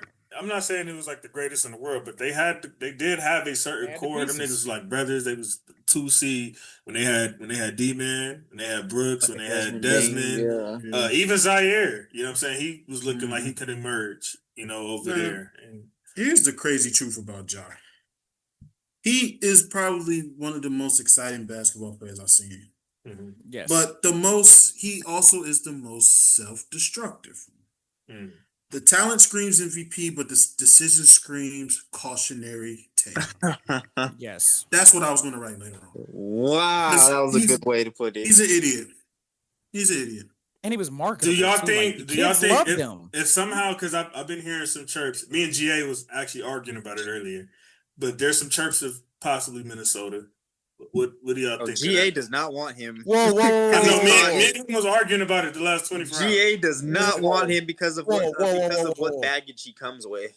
What type of terrorist organization they trying to commit over there? Anthony Edwards and fucking John Morant? We gonna have babies and guns all over the place. Oh my god! I wouldn't take it Lord that have far. mercy. I wouldn't take it that far. Oh my god! Hell yeah, you take it that far? The fuck? No. Anthony Edwards gonna bring all his kids in, and John Morant be like, "Here, I got some guns for you guys to play with." They're Nerf guns for people that don't get offended. Yeah, we on YouTube, bro. Don't get a strike. Yeah, come on. I'd like to think Jaws learned from that part of his life. I actually might need to bring a clip back. I don't know if y'all know, but Coach Fame's first time on the show, we were talking. It was in the middle of the Jaws spit. The second time he got caught with the spit, and it was an interesting show. It was me, Ragu, and Coach, and I kind of just sit back and let them give their OG wisdom. I might need to bring that back for Ja to check out, because they follow from Burners. But they was giving some sound advice on him going forth, and I don't know exactly what's going on, so I don't want to speak too much on it. You gotta be careful with media narratives. But clearly there's smoke under the bridge. So he is back in the media once again. That's crazy. You gotta love it. 10 out of 10. Let's go, John Morant. MVP. He ain't winning no MVPs or nothing. No, I know. But I do agree with Coop that he's been probably his biggest enemy. Issue. Like they've been trying to set the league up for like him to walk through and be like the face of the NBA type split, and it's like he was busy trying to have other plans. You know what I mean? Of some other split of something that he's clearly not. And like I said, I'm hoping he's learned from that, but I do think he probably still got some maturing to do.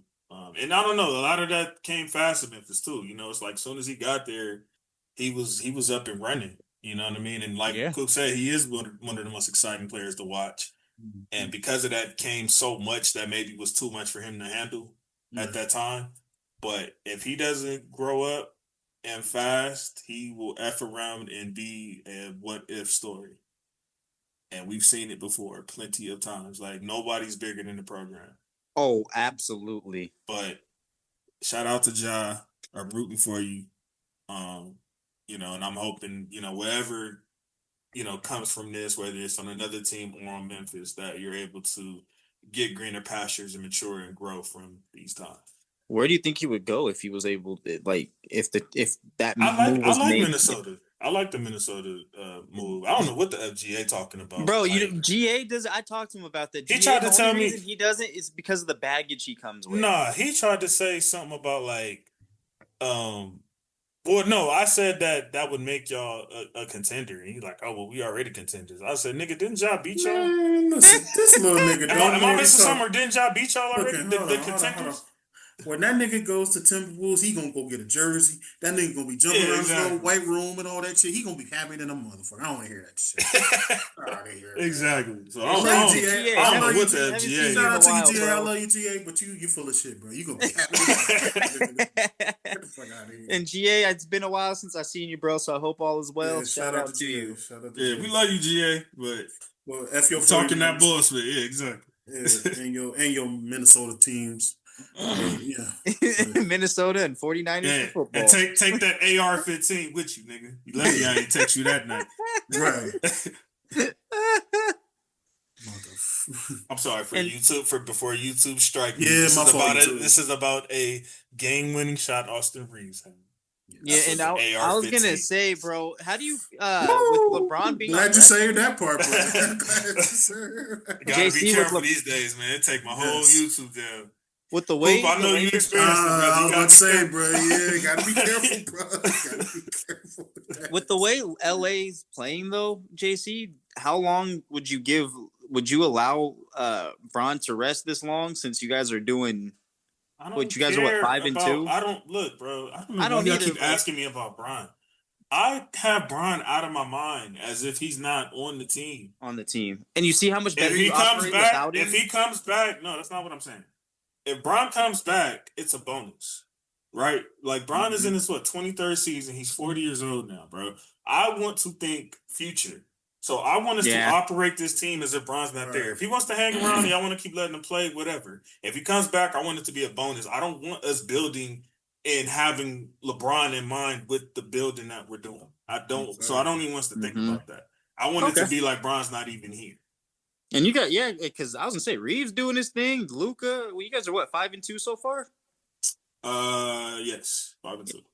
Well, 6-2 because we just beat Portland. Oh, because you just beat Hey, nigga, don't worry about Boston. Right, nigga. What's y'all record? Well, hey, it's still early. All right, we just got to pay the refs. That's all we got to do. No. Hey, JB, we paid you that big money, right? Go out there and do something. All right, let's go. But he can't do it on his own. Let's get through this Vegas Pick'em edition and get the F up out of here, man. All right, here we go. Oh, sorry, Tyrell. You know, your children, your wives, for your ladies, your husbands, your house, your car, your personal items, your clothing items, those family heirlooms. If you're putting all of those on the line, or those $5 that you know you need to use to pay the electric bill, 1-800-GAMBLER. I guess I'll be calling that shit this weekend. If you got $10 in your hand and it's a wing, and you need a wing, look, your kids are hungry in the back seat. They want a Happy Meal. You got $10 and you go take it to FanDuel. No, 1-800-GAMBLER. No, because I'm gonna do the same thing my parents did for me. McDonald's closed right now, so hey. We got McDonald's at home. Yeah, we got McDonald's at home. Yeah, we got McDonald's at home. No, they closed for now. Yes. All seriousness though, gambling addiction is a problem. Yeah. Chauncey Billups, Damian Jones, and Isaiah Terry Rozier, no.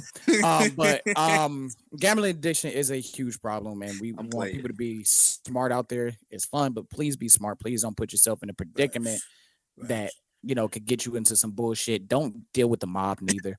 1-800-GAMBLER. Isaiah, please don't blow your tickets anymore, please. I'm begging you. Whoa, all right, let's get to it. Let's get to it, gentlemen. Thursday night football. We set it off with the Raiders in Denver, man. AFC West matchup, and they have the Denver's favorite at 9.5. I'm taking. Give me. I'm gonna go with the 9. Yeah, I'm going with the C. I'm actually going to take the money line on Vegas. Oh, wow. Is it, where's it at? Denver? Yeah. It's in Denver. I think the Raiders pop them. I ain't going to lie. I think Denver is probably a little gas. You know what I'm saying? They've been on all those close games, yeah. And it's a division game, you know what I'm saying? Raiders ain't scared of Denver. I think the Raiders pop them. I'm going to take the Raiders money line. I'm going to make a little bread. Give me the Raiders to cover. As long as the Raiders has Geno Smith, back there, give me Denver to win. Or as Ragu calls him, Eugene. Eugene. He don't even call him Geno. The only Eugene we acknowledge is cousin. G no. G no. The real representation of Cleveland. Stop playing with me, Dre. Stop playing. Stop fucking playing. All right. We got our Germany game. Atlanta, I'll be up for that. Dirty Birds and the Colts. And they got the Colts favorite at 6.5. Oh. Give me Atlanta plus 6. Yeah, I'm gonna take I'll take Atlanta plus 6. No, I'm gonna go. Yeah, I'm taking Atlanta too. Plus, I'm gonna take the plus 6.5. I got the way the Colts they lost, winning, but I think Atlanta covers. Real, what we doing? Atlanta covers, but Indianapolis will rise the Third Reich in Germany again for the dub. Scott. Jags in Houston. This is basically a pick'em, and they got Houston as the favorite.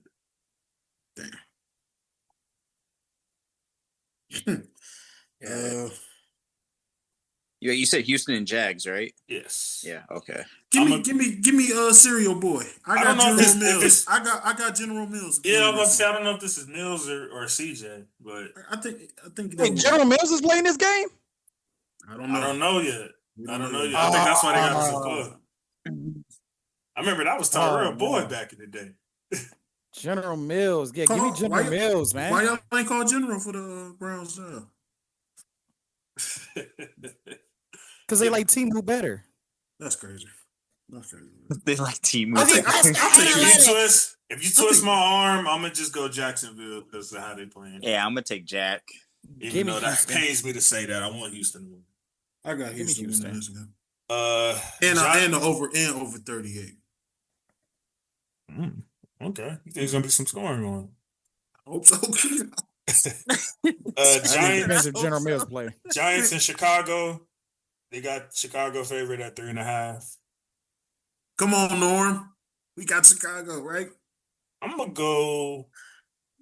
This looks like a trap. It is a trap. I'm gonna go New York for the money line. I ain't falling for the okie doke. The Vegas okie doke. This looks like it's got trap written all over it. Go ahead, Dre.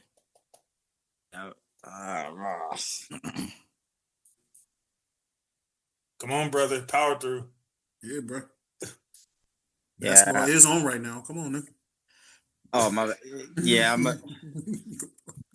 fuck. Who was it on again? I lost my train of thought. Skip this nigga. Come on, skip this nigga. Go ahead, Tyrell. All right, two things, and I promise you I'll make it quick. I'm not Dre. One, give me Chicago to cover, and two, I'm officially on the 10-win train for Chicago. Okay, well, I'm not. Well, yeah, I'm taking care Chi about that lucky split they got. Lovely. Yeah, I'm gonna take Chi-Town on that. It's a lovely day. Hater. Lovely day. Lovely day. Lovely day. Baltimore and Minnesota. They got Baltimore favorite at -4.5. They're on a mission. They're finna put the spit. I think this is a trap too, bro. I don't know why I think this is a trap game. I'm gonna take. So why is it not more then? I don't know. But why is the spread low? I ain't gonna lie, because the other day, because I think Vegas believes in JJ. I mean, Minnesota's defense. That's why. This morning it was at 2. Now it's at 4. Well, Baltimore just had a trade, didn't they? Yeah, but still, like, am I tripping or did they trade? A defensive end is gonna make this shit go 2+. Hold on, I don't remember if I mentioned this or I don't think I double checked if it was true or not. Did they trade Jair to Philly? Yeah. Oh wow. He wasn't doing shit in Baltimore anyway. I know, but if he's healthy by playoff time. I mean, between that and then they got Jalen from Miami. Give me Baltimore to cover and win. I got Minnesota with the +4 and winning. Yeah, I'm taking Baltimore, and I got them covering that. Cleveland and the Jets. 2 boo-boo teams, 2 boo-boo schemes. That's an understatement. Tank Bowl. They got Cleveland favorite at -2.5. Talk about trap. They said somebody's worse than y'all. Damn. That might be the first game y'all been favored all season. And they gonna fuck it up as usual. Jets +2. Yeah. Fields gonna have 4 TDs. Yeah, I'm a go. I don't know about all that, but I'm gonna go money line Jets. Give me Browns. Fields never plays good against Cleveland, so give me the Browns for the dub. Give me the Jets. The Aints in Carolina. Carolina is favorited at -5.5.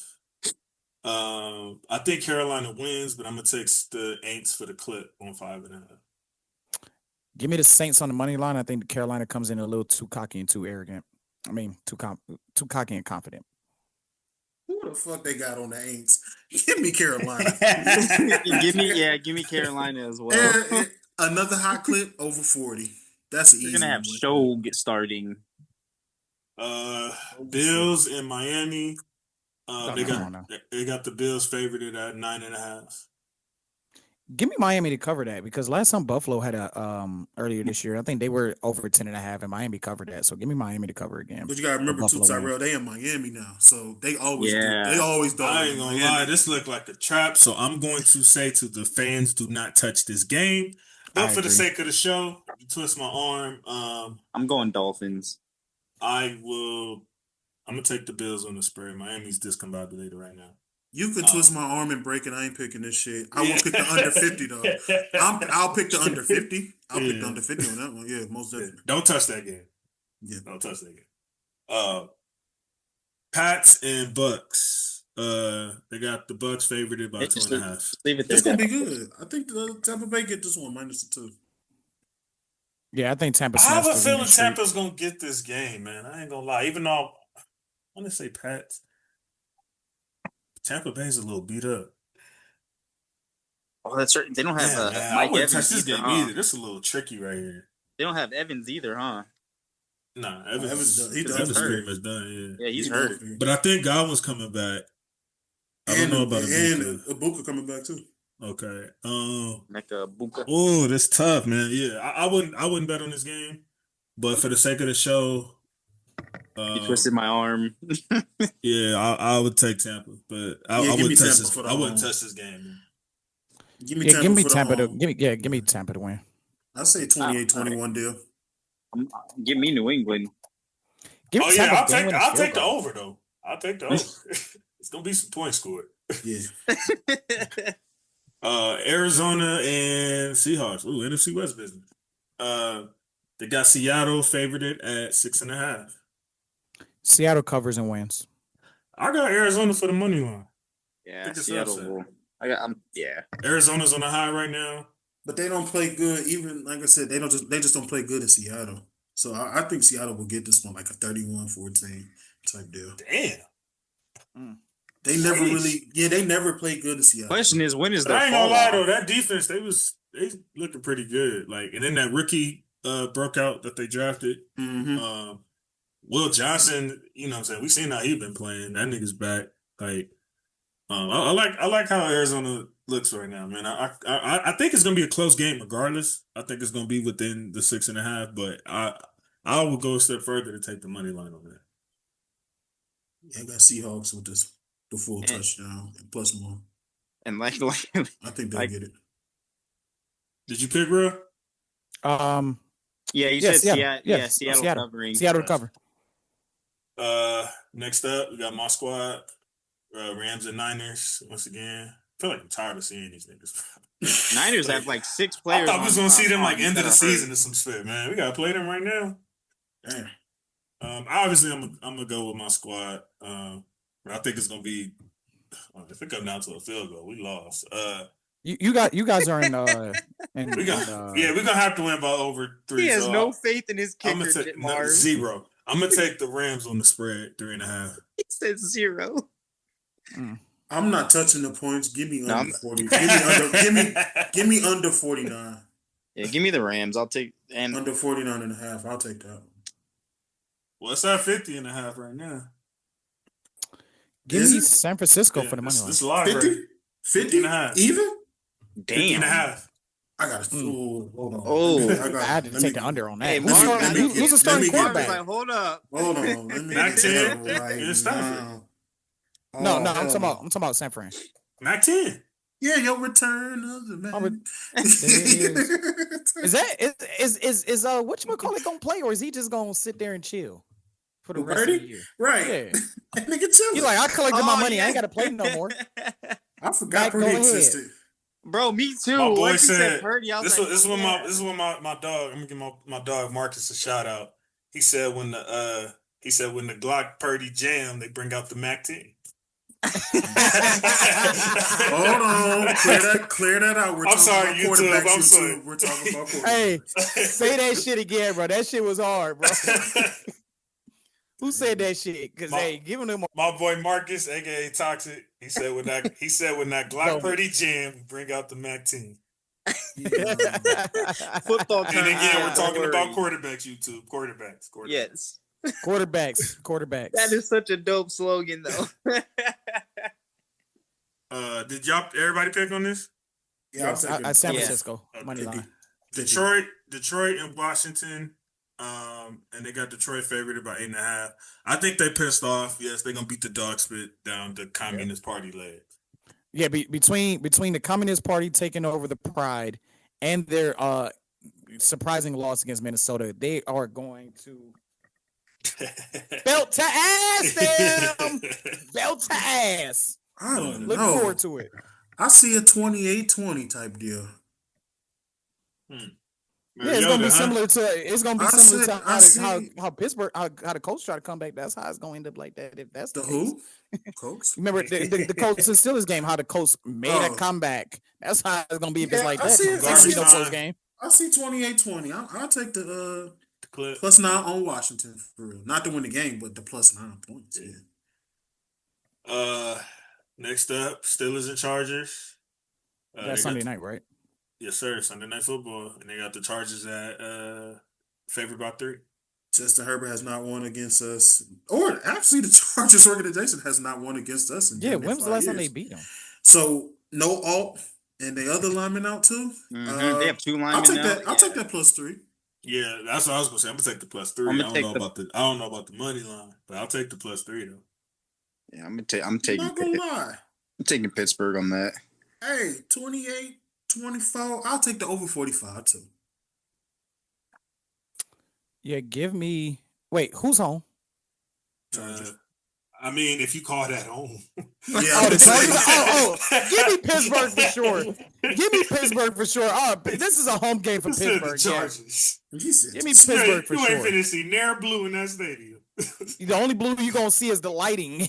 Literally. Or a Rams fan. And I ain't gonna lie, the announcer, just do yourself a favor, bro. Don't even do all this spit for the Chargers. You wasting your time, brother. You might as well play into the crowd. They have an announcer there? Wow. We actually have a good Monday Night Football game for once. Wow. This is gonna be a good one. This is gonna be a good one. You better hope it's not a blowout. Green Bay favored at 2.5. This gonna be a great game. 2.5. I don't know which way to go with this. We're looking at a potential NFC Championship game. Absolutely, right here. Absolutely. I'm not gonna lie. Green Bay needs this, bro. I'm gonna go Green Bay to cover and to win. Green Bay pissed off. I think they'll win it. Yeah. They need this far more than Philly does. We just talked about the NFC least. Yes. So I think Green Bay will win it, and on top of that over 45, take that too. Give me Philadelphia for the win because Matt LaFleur is going to call another inside zone. Yeah, I'm going to take Philly. His play calling is questionable this year. Don't be talking about Big Bay's street like that. All right. He had a cup of coffee with him. Come on, come on. I can't say that. What is going on here? But what a wonderful episode, man. 171 in the books. I don't remember the last time we covered damn near all bases, man. But this was no pun intended. This was a great episode, man. I had fun with my brothers. Said cover. Thank y'all for pulling up. Make sure y'all continue to like, share, comment, subscribe. We're gonna take this to the furthest extent. Make sure you type in All Grind Sports Show on all major directories. Hit that download button, man. Maybe we're on the road to 1K. My brother, Cool, make sure he got some new episodes he's been doing. Go check him out. especially with Raider Ragu. I know y'all ain't seen him on All Grind, but he's still over there working with Coop. So make sure y'all go check those out. My boy Real, straight from the nosebleed. Make sure y'all check him out. Any Power Rankings this week, or what we doing? Yeah, of course, Power Rankings will be Power Rankings for last week are already out. Okay. For last week, they will be dropping at 12 p.m. on Thursdays. Every Thursday at 12 p.m.